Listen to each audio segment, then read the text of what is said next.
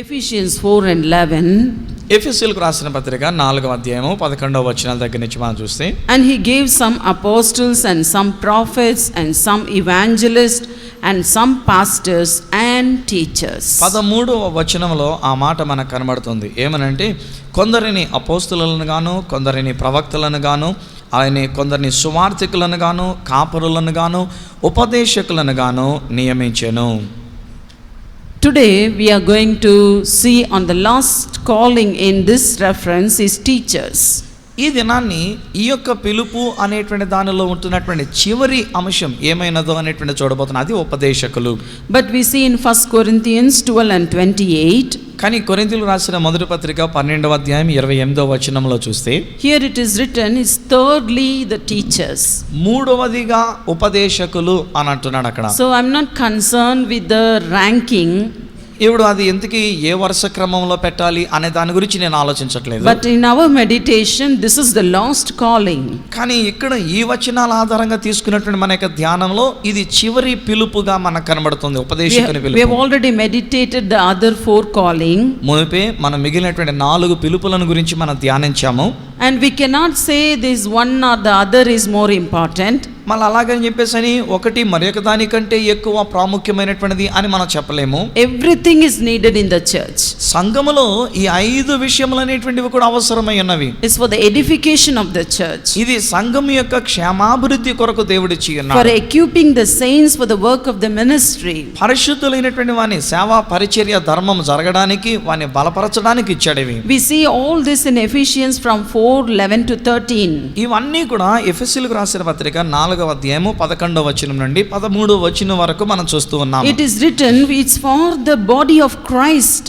ఇది ఏమని ఇక్కడ వ్రాయబడింది అంటే, క్రీస్తు సంఘం అనేటువంటి శరీరము అని అంటున్నాడు. And particularly this calling of a teacher. ప్రత్యేకంగా ఉపదేశకుడుగా ఉండేటువంటి ఈ యొక్క పిలుపు. Why should we need teaching in church? అసలు సంఘములో ఉపదేశము అనేటువంటిది ఎందుకు కావాలి? The 14th verse says 14వ వచనం అంటూ ఉన్నది, we should no longer be children, మనము పసిపిల్లలమై ఉండక tossed to and fro and carried about with every kind of doctrine. మనం తప్పు మార్గమునలాగు కుయుక్తితో గాలి కొట్టుకొని పోనట్లు ఎగురగొట్టబడిన వారమైనట్లు ఉండక అంటున్నాడు. By the trickery of men in the cunning craftiness of deceitful plotting. మనుషుల మాయోపాయముల చేతను వంచనతోను తప్పు మార్గమునల్లా కుయుక్తితోను మనం ఇటు అటు కొట్టుకొని పోయేవారముగా ఉండకుండునట్లు. Why do we need sound doctrine in these days? ఈ దినాల్లో ఎందుకు మనకి మంచి సిద్ధాంతములు అనేటువంటివి కావాలి? See, as the knowledge is increasing in the word of God, చూడండి, ఈ దేవుని యొక్క వాక్యంలో జ్ఞానం అనేటువంటిది ఎంతగానో పెరుగుతూ ఉంది. people give their own meanings for different kinds of scriptures. ఇలాగున జ్ఞానం పెరుగుతున్న కొలది కొంతమంది ఏం చేస్తున్నారంటే ఒక్కొక్క వాక్యానికి వారి ఇష్టానుసారమైనటువంటి అర్థాలను వారు చెప్తూ ఉన్నారు. They have their own explanation called doctrines. వాళ్ళంతటి వాళ్ళు వివరించుకుంటూ ఇదే సిద్ధాంతము అన్నట్టుగా తీసుకొస్తున్నారు. If we are not aware with the word of God, మనమే గనక దేవుని యొక్క వాక్య విషయంలో తగు జాగ్రత్త కలిగి మెలకువ కలిగి ఉండకపోతే, one day we will hear one doctrine ఒక రోజుని ఒక సిద్ధాంతాన్ని మనం వింటాము and we'll say, oh, this is correct. అమ్మమ్మ ఇది ఎంత బాగుందండి, ఇది కరెక్ట్ అంటాం. And the next day you will hear other preacher. ఆ మరుసటి రోజున ఇంకొక బోధకుడు ఎవడో వచ్చి చెప్తే ఇది వింటాము. And when you hear you will think, oh, this is correct. అప్పుడు ఆయన చెప్తున్నటువంటిది వినేసరికి ఏమనుకుంటామంటే, అబ్బే ఇదే కరెక్ట్ గా ఉన్నట్టుందండి అని అనుకుంటాం. But if you want to identify the correct from the wrong, అయితే ఏది తప్పు ఏది సరైనటువంటిది అని మనం తెలుసుకోవాలి అని అంటే, you should be well versed in the word of God. మీరు దేవుని యొక్క వాక్యంలో బాగా ప్రావీణ్యత కలిగినటువంటి వారై ఉండాలి. So you need good teachers to teach the word of God. అందుచేతనే దేవుని యొక్క వాక్యాన్ని మీకు ఉపదేశించే మంచి ఉపదేశకులు మనకు కావాలి సంఘములో. You yourself should be very perfect in the word of God. మీ మట్టుకు మీరు కూడా సేవకులుగా దేవుని యొక్క వాక్యంలో చాలా పరిపూర్ణత కలిగిన వారమై ఉండాలి. Hallelujah. Hallelujah. So who is a teacher? ఎవరు ఉపదేశకులు? If you see the Old Testament, పాత నిబంధనలో మనం చూస్తే 2 Chronicles 35:3, రెండవ దినవృత్తాంతముల గ్రంథం 35వ అధ్యాయం 3వ వచనంలో గనుక చూస్తే, it is written, the Levites that taught all the Israel and to the service of the house of of the Lord. లేవీయులైనటువంటి వాళ్ళు ఇశ్రాయేలీయులైనటువంటి వారికి ఈ విషయాలన్నీ కూడా ఉపదేశిస్తూ వచ్చి ఉన్నారు అన్నట్టుగా తెలుస్తూ ఉన్నది. The Levites were the chosen one of God to minister in the house of God. లేవీయులైనటువంటి వారు దేవుని యొక్క ఇంటిలో దేవుని యొక్క మందిరంలో పనిచేయడానికి ఏర్పరచబడినటువంటి వారు. And they also taught the people of Israel. అంతేకాకుండా వారు ఇశ్రాయేలు ప్రజలైనటువంటి వారికి ఉపదేశిస్తూ వచ్చారు. వాళ్ళు They were in the order or from the tribe of the Levite. వారు లేవి అనేటువంటి ఒక గోత్రములో నుంచి నియమించబడినటువంటి వారు. And another person we see in the Bible about Ezra. ఇంకొక వ్యక్తిని గురించి బైబిల్ గ్రంథంలో చూస్తాం. ఆయన ఎవరనంటే Ezra. It is written that Ezra was a priest. ఈ ఎజ్రా అనేటువంటి ఆయన యాజకుడిగా ఉండి ఉన్నాడు. He was in the order of Aaron. అంతేకాకుండా అహరోను వంశములో నుంచి వచ్చినటువంటి And వాడు. not only that, it's written in Ezra 7 and 6. Ezra గ్రంథం 7వ అధ్యాయము 6వ వచనము ఏమంటాడంటే He was a ready scribe in the law of Moses and the Lord of heaven. ఈ దేవుని యొక్క ధర్మశాస్త్రము మోషే యొక్క ధర్మశాస్త్రము వ్రాసినటువంటి లేఖకుడికి ఉన్న శాస్త్రి అని అంటూ ఉన్నారు. So the Lord chose this tribe of Aaron, that is Levi, to preach the word or teach the word of God. అహరోను వంశములో నుంచి వచ్చినటువంటి లేవీయుడైనటువంటి ఈ వ్యక్తిని దేవుడు ఎన్నిక చేసుకొని దేవుని యొక్క వాక్యాన్ని ధర్మశాస్త్రాన్ని నేర్పించడానికి ఉపదేశించడానికి దేవుడు ఏర్పరచుకున్నట్టుగా చూస్తున్నాం. To teach the law of God. దేవుని యొక్క ధర్మశాస్త్రాన్ని నేర్పించడానికి ఏర్పాటు So చేసుకున్నాడు. the first person the Lord chose to teach this word is Moses. ఈ యొక్క ధర్మశాస్త్రాన్ని లేక వాక్యాన్ని నేర్పించడానికి దేవుడు మొట్టమొదటిగా ఎన్నిక చేసుకున్న వ్యక్తి ఎవరనంటే మోషే అండి. Because this Moses was the only one who did not get knowledge from any other person. ఏం చేతనంటే మోషే అనేటువంటి ఆయనండి ఎవరి దగ్గర నుంచి జ్ఞానాన్ని సంపాదించుకున్నవాడు కాడు. But he directly heard from God. ఈయన సూటిగా దేవుడు మాట్లాడుతుంటే వినినటువంటి వాడు. Right from the 10 commandments. 10 ఆజ్ఞలు మొదలుకొని And all the laws. మిగిలిన ధర్మశాస్త్రం అంతా కూడా All the rituals. అలాగే ఆచారాలు పద్ధతులన్నీ కూడా Everything was given to God from God to Moses. ప్రతిదీ కూడా దేవుని యొద్ద నుండి సూటిగా మోషేకి అనుగ్రహించబడినట్టుగా చూస్తాం. For every clarification Moses ran to God. ఏ విషయం వివరణ కావాల్సి వచ్చినా మోషే గారు దేవుడి దగ్గరికే పరిగెత్తుకుంటూ వెళ్ళాడు. And you can read all that from Exodus to Numbers. ఆ నిర్గమకాండం నుంచి సంఖ్యాకాండం వరకు ఈ విషయాలన్నీ మనం చూస్తే All the first 5 books written by Moses. అలాగే ఆది కాండం నుంచి ఉన్నటువంటి ద్వితీయోపదేశ కాండం వరకు 5 పుస్తకాలు మోషే గారు రాసినట్టు. It was all directly given by God to Moses. ఇవన్నీ కూడా దేవుని చేత మోషేకి దేవుడు అనుగ్రహించినటువంటి. And later on, ఆ తర్వాత when all the scribes or the Pharisees or the teachers, they took from the words of Moses and preached to the people. మిగిలినటువంటి శాస్త్రులైనటువంటి వారు పరిసయ్యులైనటువంటి వారు లేఖికులైనటువంటి వారు ఆ మోషే గారు రాసినటువంటి వాటిలో నుంచి తీసుకొని రాసినటువంటివి. And we in New Testament we call them the Pharisees or the scribes. అలాగే క్రొత్త నిబంధనలో వారిని పరిసయ్యులు శాస్త్రులు అని మనం తెలుసుకుంటూ ఉన్నాము. And Nicodemus was a Pharisee, a teacher of Israel. నికోదేము అనేటువంటి ఆయన ఇశ్రాయేలీయులకు బోధకుడుగా లేక ఉపదేశకుడుగా ఉన్నట్టుగా చూస్తున్నాము. And we see all through the scriptures. అలాగే లేఖనాలు అన్నిట్లో మనం చూస్తే There are only few people కొద్ది మంది మాత్రమే కనబడుతున్నారు. God chose to fulfill many callings. అనేకమైనటువంటి పిలుపులను నెరవేర్చడానికి దేవుడు కొద్ది మందిని ఎన్నుకున్నట్టుగా కనబడుతూ ఉంటది. In the Old Testament it was Moses.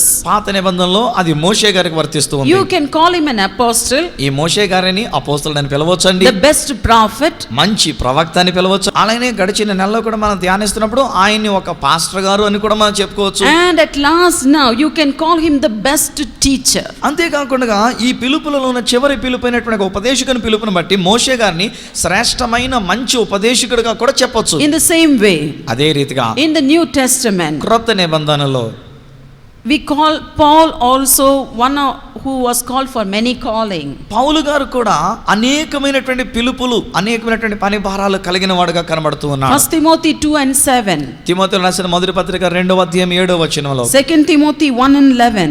2వ Timothy 1:11లో He says, whereunto I am an ordained a preacher and an apostle and a teacher of Gentiles in faith and verity.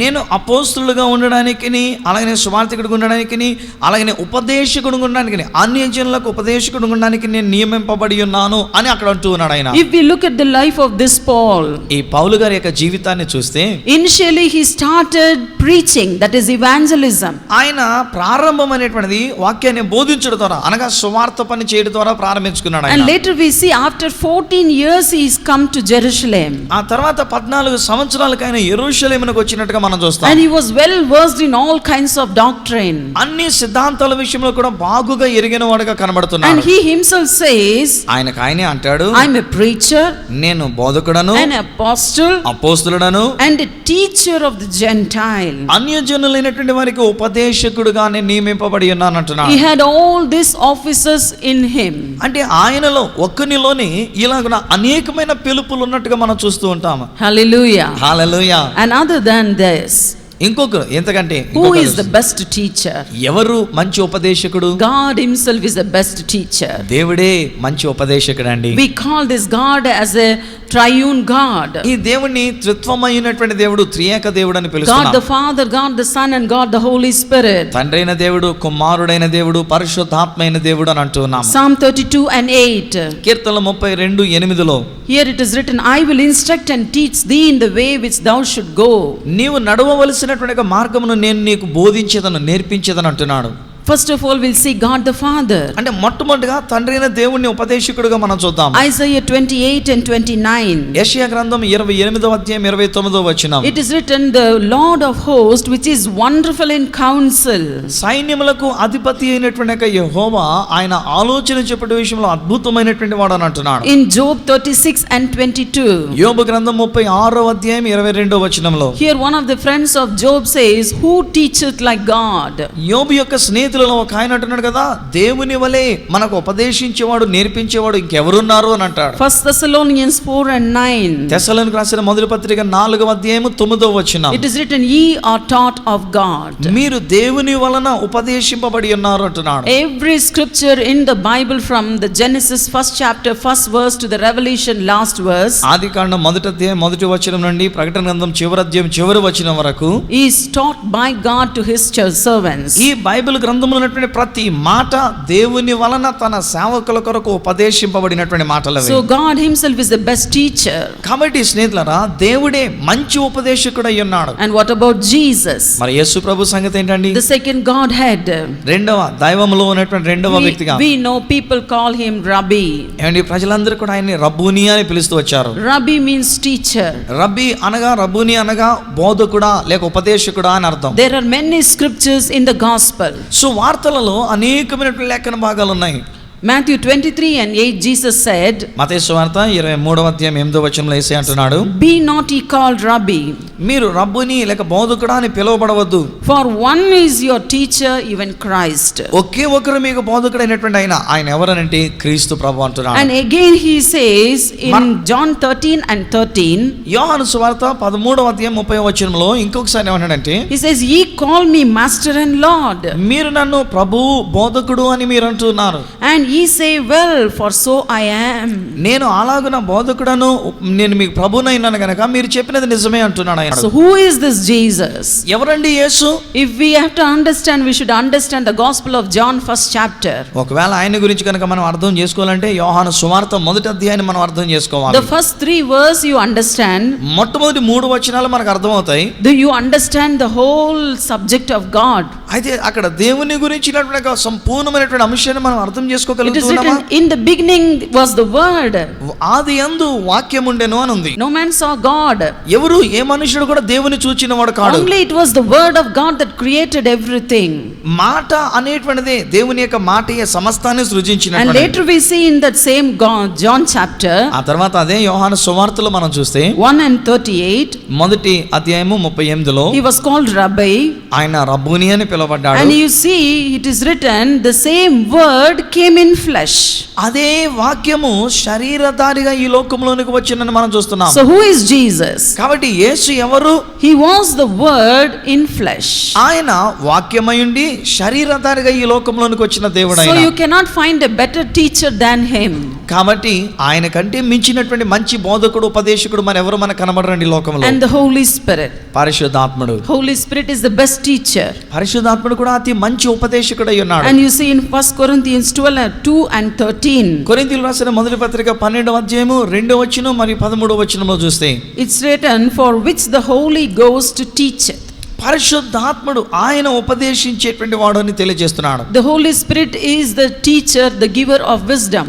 పరిశుద్ధాత్ముడే మనకు జ్ఞానం ఇచ్చేటువంటి వాడు, ఉపదేశించేవాడు. You see in 1 Corinthians 12 chapter, కొరింథీయులకు రాసిన మొదటి పత్రిక 12వ అధ్యాయంలో మనం చూస్తే it is written about the 9 gifts of the Holy Spirit. పరిశుద్ధాత్మ యొక్క 9 వరములను గురించి అక్కడ రాయబడి ఉన్నది. You know what is the first gift?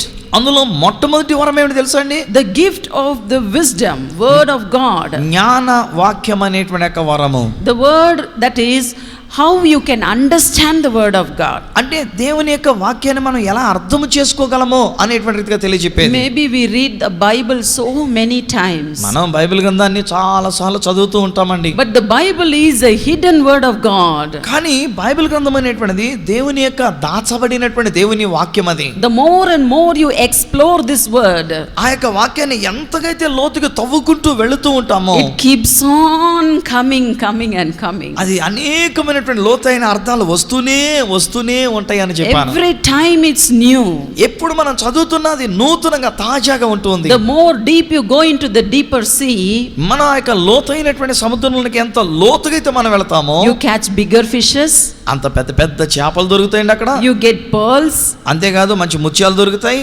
and you get so many wonderful things under the sea. అంతేకాకుండా సముద్రపు అడుగు భాగాన్ని ఉండేటువంటి ఒక లోతైన స్థలం నుండి అద్భుతమైన విషయాలు దొరుకుతాయి అక్కడ. It is the same with the word of God. దేవుని యొక్క వాక్యం విషయంలో కూడా అంతేనండి. But who is going to reveal you this deepness? అయితే ఈ లోతైన సత్యాన్ని ఎవరు మీకు బయలుపరుస్తారు? It is this gift of the Holy Spirit. పరిశుద్ధాత్ముడు అనుగ్రహించే వరములో నుంచే ఇవన్నీ మీరు If తెలుసుకోగలుగుతారు. you have this wisdom of the Holy Spirit, పరిశుద్ధాత్ముడు ఇచ్చేటువంటి జ్ఞాన వాక్యం అనే వరము నీవు కలుగుంటే you can interpret the word of God correctly. దేవుని యొక్క వాక్యాన్ని సరైన రీతిగా నువ్వు అర్థం చేసుకొని తర్జుమా చేయగలుగుతావు. Through the revelation of the Holy Spirit. పరిశుద్ధాత్ముడు నీకు బయలుపరిచేటువంటి దానిని బట్టి నువ్వు వివరించగలుగుతావు. You may grow old, ఒకవేళ మీరు వృద్ధాప్యంలోనికి రావచ్చునేమో, but the Bible will never grow old. కానీ బైబిల్ గ్రంథం వృద్ధాప్యంలోనికి అన్నట్టుగా రాదండి అది. When you close your eyes, నువ్వు నీ కన్ను మూసినప్పుడు you will say, నువ్వు అంటావు, oh, I have learned very little in the Bible. అరే బైబిల్ గ్రంథంలో బహు కొంచెమే నేను నేర్చుకున్నానే అంటావు. If the Bible doesn't excite you anymore,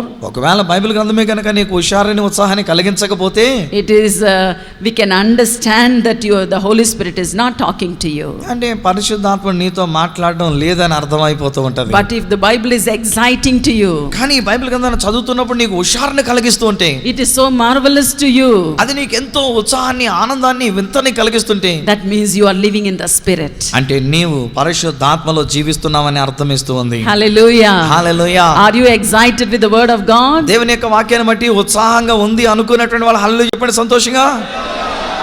For me it's so exciting to meditate the word of ఆ God. మటుకు నాకైతేనండి దేవుని యొక్క వాక్యాన్ని ధ్యానించడం ఎంత ఆనందమో చెప్పలేనండి. Sometimes I forget my food also.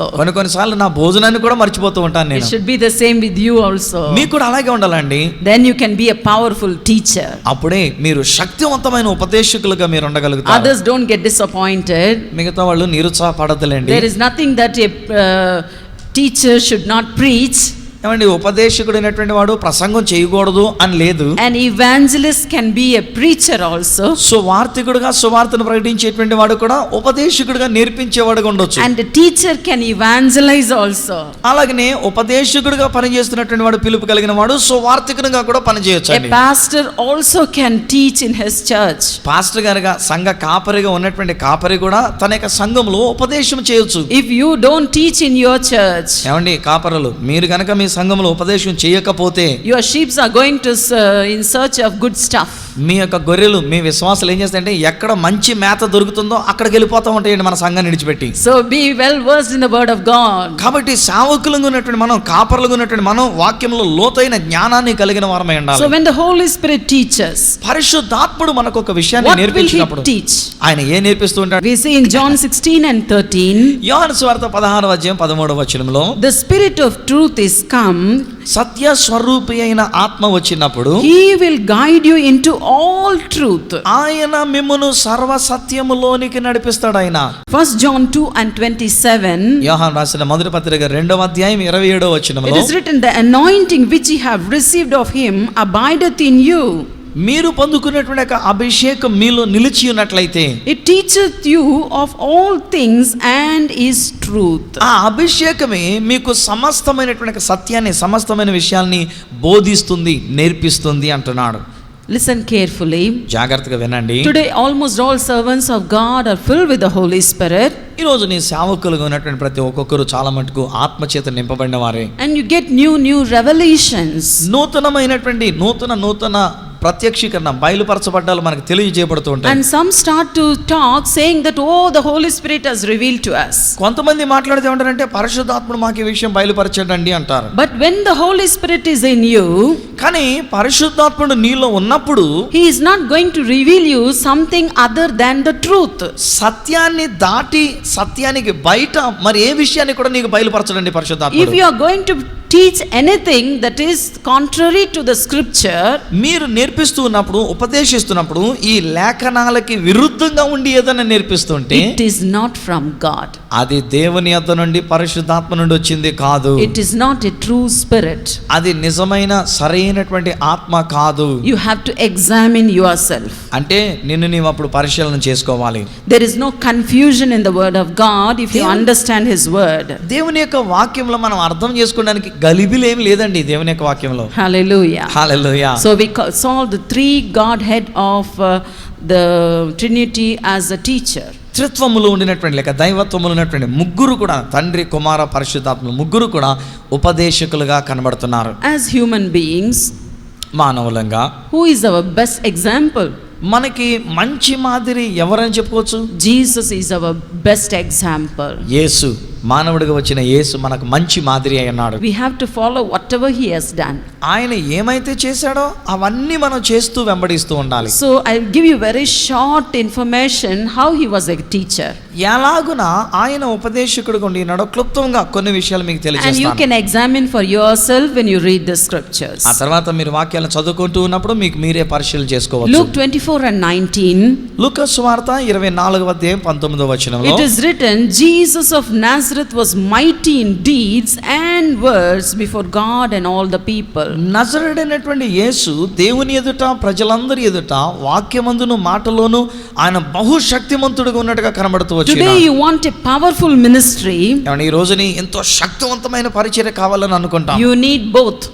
మనం రెండూ కావాలి మనకి. You should be mighty in deeds నువ్వు నీ యొక్క క్రియలలో శక్తివంతమైన కార్యాలు ఉండాలి, and in your words also. అలాగే నీ మాట కూడా శక్తివంతమైన మాటగా ఉండాలి. You only preach, ఒట్టినే వాక్యం and బోధించామనుకోండి, if there is no result, ఆ తర్వాత దానికి పర్యవసానంగా క్రియలు లేకపోతే that అనుకోండి, is a waste. అది కూడా వృధా అవుతుందండి. అప్పుడు Sometimes you are filled with the Holy Spirit, కొన్నిసార్లు మనం పరిశుద్ధాత్మతో నింపబడి, and if you don't have the wisdom of God, దేవుని యొక్క జ్ఞానం మనం లేకుండా ఉంటే you will not know how to use the gift that God has given you. దేవుడు నీకు అనుగ్రహించినటువంటి యొక్క వరాన్ని ఎలా వాడుకోవాలో అనేటువంటి విషయం మనకు తెలియకుండా పోతూ So ఉంది. you need both.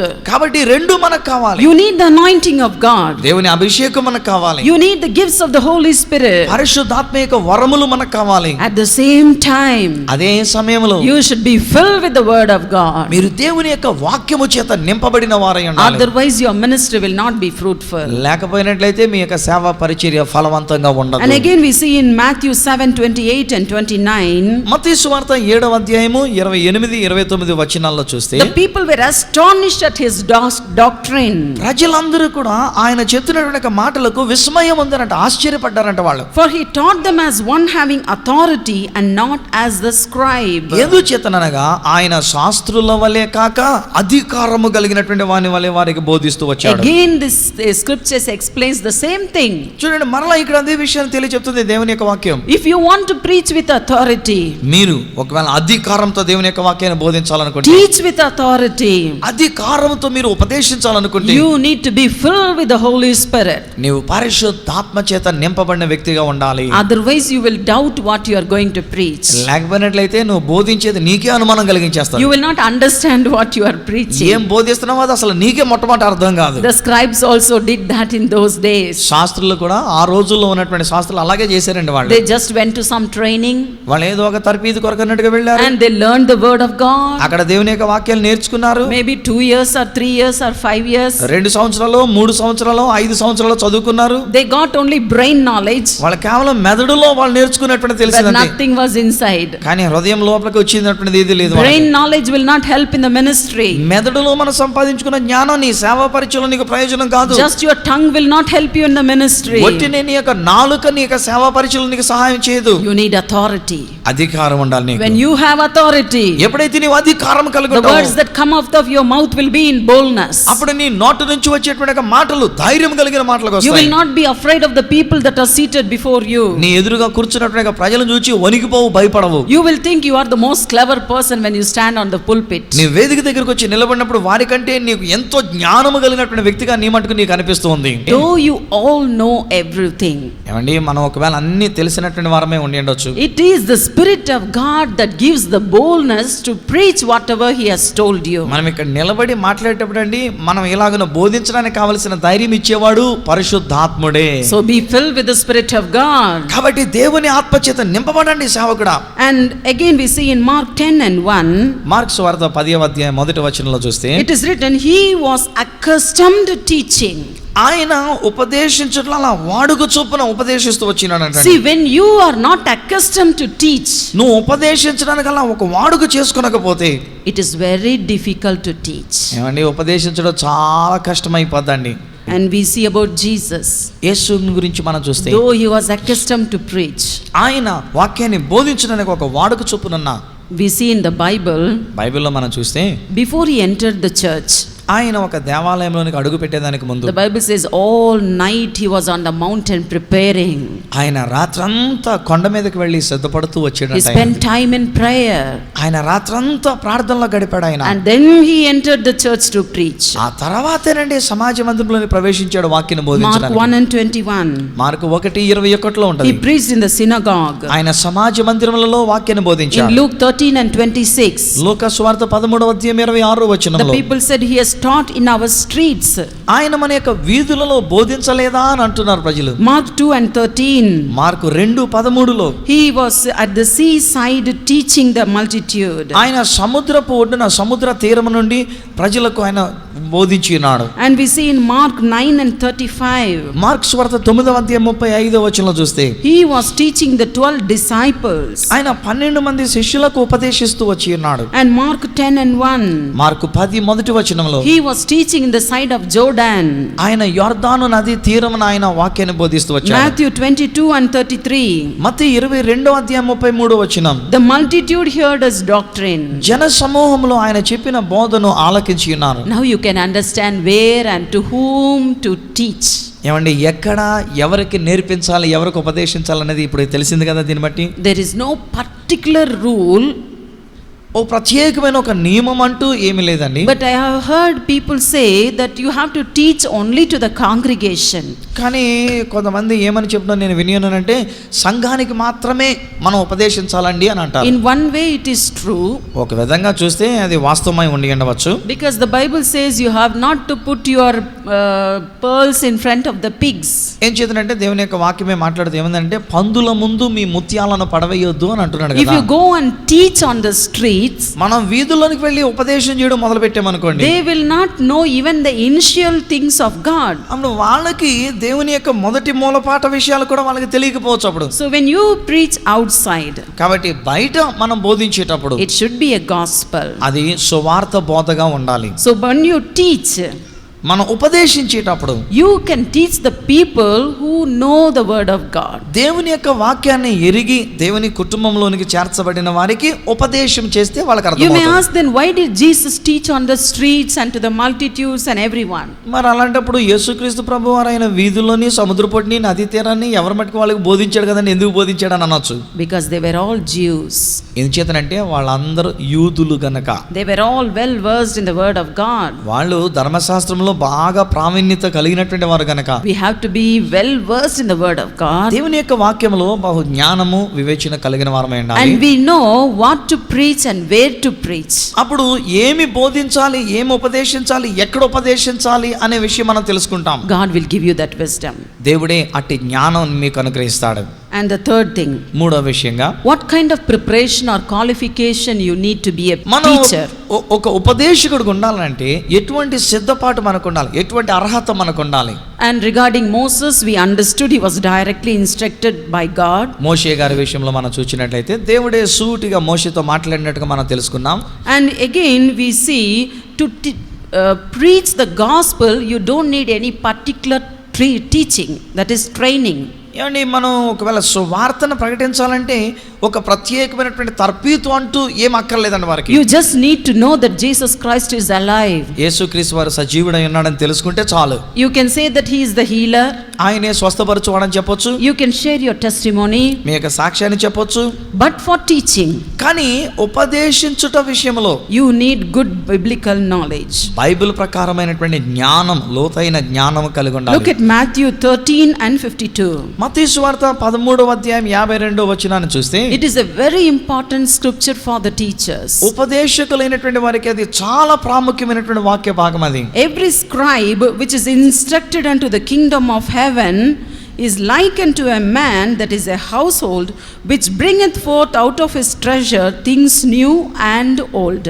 ప్రతి ఒక్క శాస్త్రి పరలోక రాజ్య విషయం గురించినటువంటి విషయంలో అతను ఎలాంటి వాడుగా ఉంటున్నాడనంటే తన యొక్క హృదయంలో నుండి మంచి ధననిధిలో నుండి మంచి వాటిని తీసుకుని వచ్చేటువంటి వానిగా ఉంటూ ఉన్నాడంటండి. See, if God compares a teacher, దేవుడు ఒక ఉపదేశకుని దేనితో పోలుస్తున్నాడు అంటే to a good household, ఒక మంచి ఇల్లును గురించి చెప్తున్నాడు. who is instructed in the kingdom of heaven.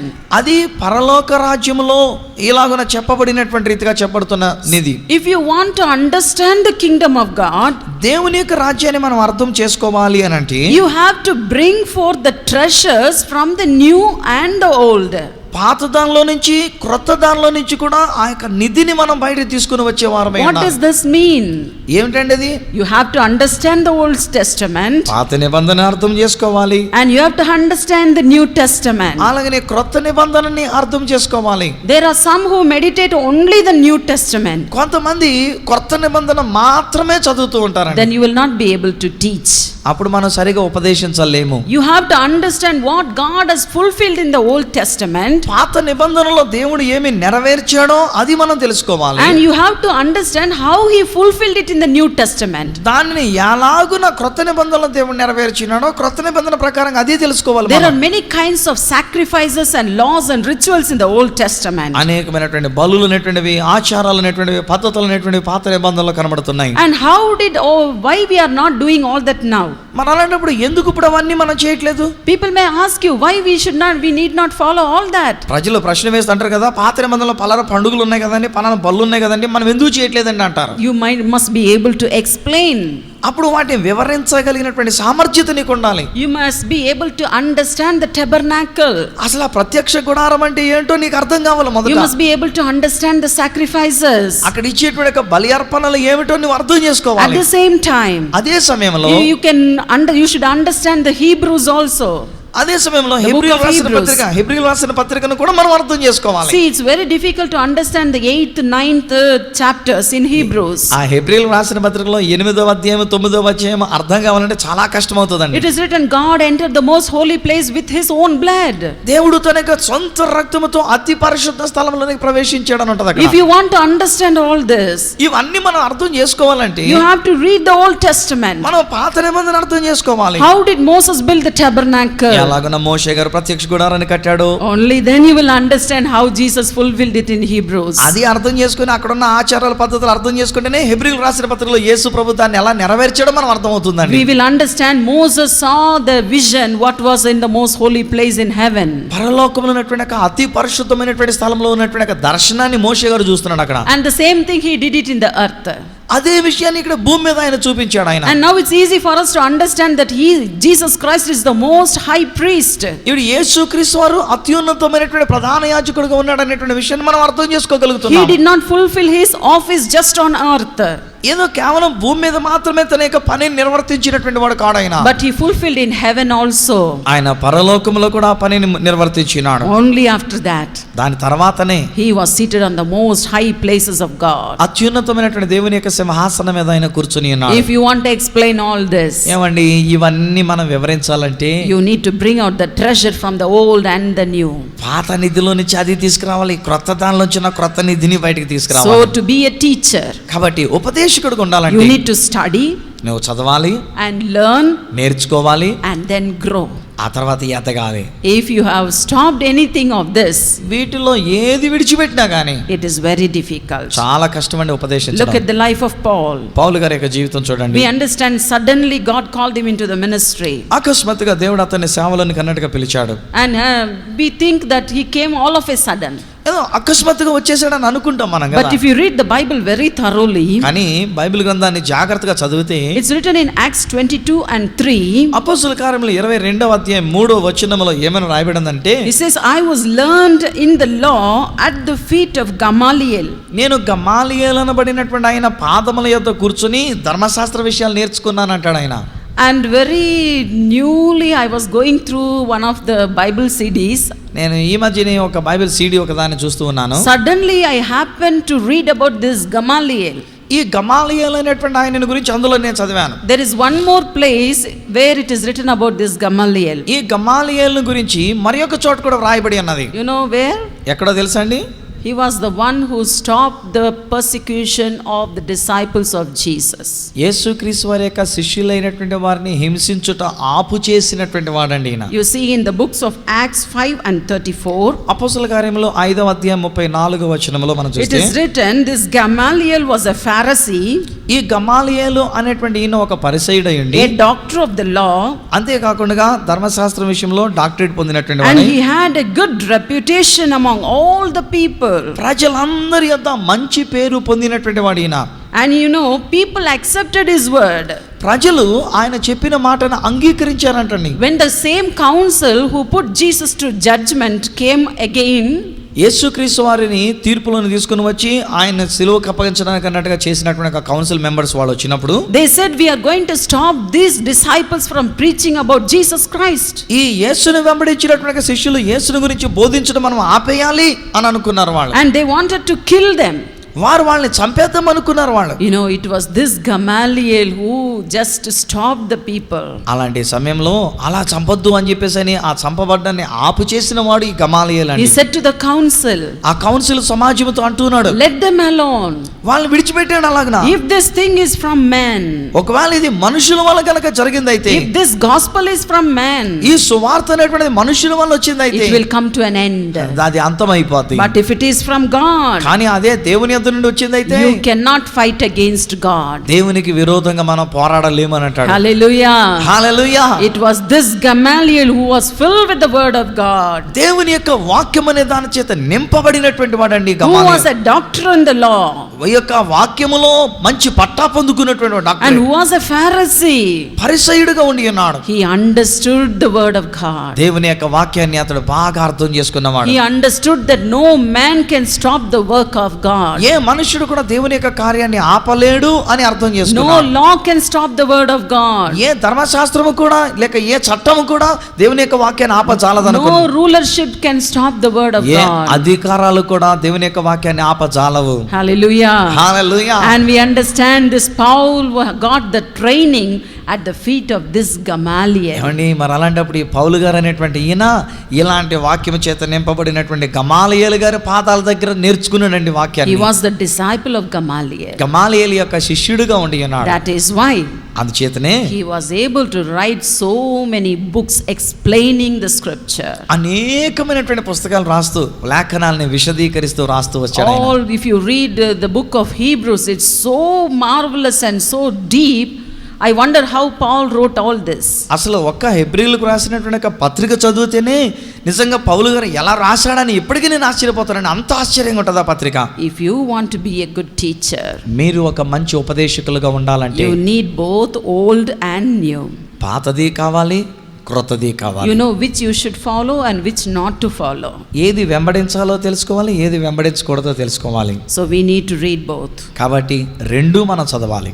And we see in Luke 2:46 to 49. లూకా సువార్త 2వ అధ్యాయం 46 నుంచి 49 వరకు చూస్తే about Jesus Christ. యేసుక్రీస్తు వారి గురించి చూస్తాము. How did Jesus prepare himself? యేసుక్రీస్తు వారు ఎలాగున సిద్ధపడి ఉన్నారు? We assume that we know that he was God in flesh. ఆయన శరీరాకారుడుగా వచ్చిన దేవుడని మనకు తెలుసు. And we assume, అలాగనే మనం ఇంకా ఏమని గ్రహిస్తామంటే, oh, he was word in flesh. ఆయన శారీరకంగా వచ్చిన వాక్యం కదండి. So the word was in him. కాబట్టి ఇంకా ఆయనే వాక్యం, ఆయనలో వాక్యం ఉంది కదండి. So he would have not gone through any teaching classes. కాబట్టి ఆయన ఎక్కడికి ఒక ఉపదేశం దగ్గర నేర్చుకోవడానికి అన్నట్టుగా వెళ్ళి ఉండి ఉండకపోవచ్చు అని అంటాం. But you know when he started this teaching, కానీ ఆయన ఎక్కడ ఈ ఉపదేశం మొదలు పెట్టాడు తెలుసా అండి? you see in this Luke 2:46 to 49, లూకా సువార్త 2వ అధ్యాయం 46 నుంచి 49 వరకు చూస్తే, his parents found him in the temple after 3 days when he was 12 years old. ఆయన 12 సంవత్సరాల వయసులో ఉంటుండగా తల్లిదండ్రులు అయినటువంటి వారు 3 దినాల తర్వాత ఈ యొక్క కుర్రవాడుకునేటువంటి యేసుని దేవాలయంలో కనుగొని ఉన్నారంటండి. If you lose a child, that is when you go to a picnic or when you lose a child who is 12 years old. ఏమంటే ఒకవేళ మనం బయటకి ఎక్కడికైనా వెళ్ళామనుకోండి, అప్పుడు 12 సంవత్సరాల వయసు కలిగినటువంటి కుర్రవాడు తప్పిపోయాడు అనుకోండి, you know what, how the child will be? ఆవిడ బిడ్డ ఎలా ఉంటారండి?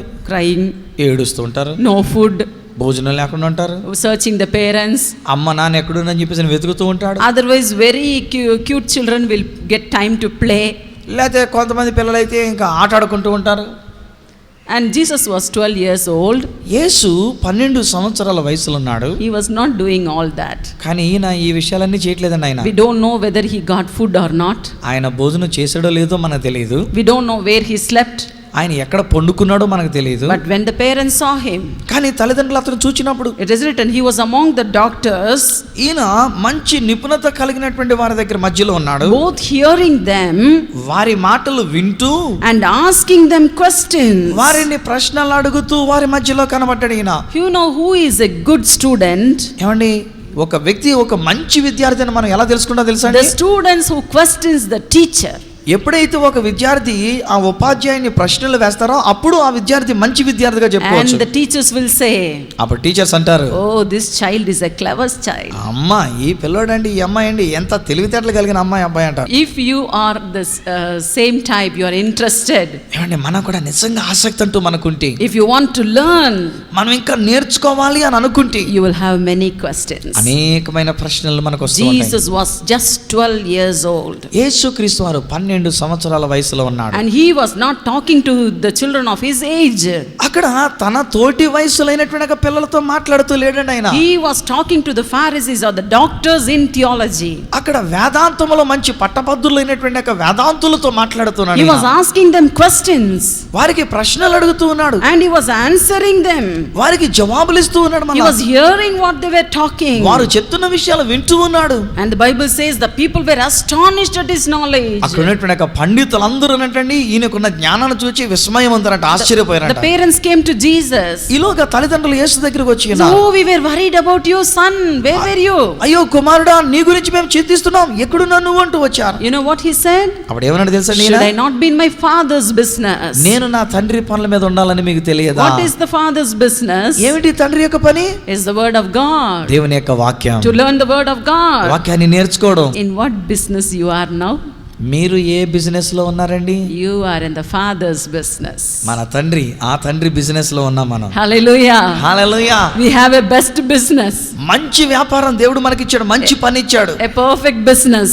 పరిపూర్ణమైన చక్కనైనటువంటి పని అండి అది. Not toiling or labor with our body.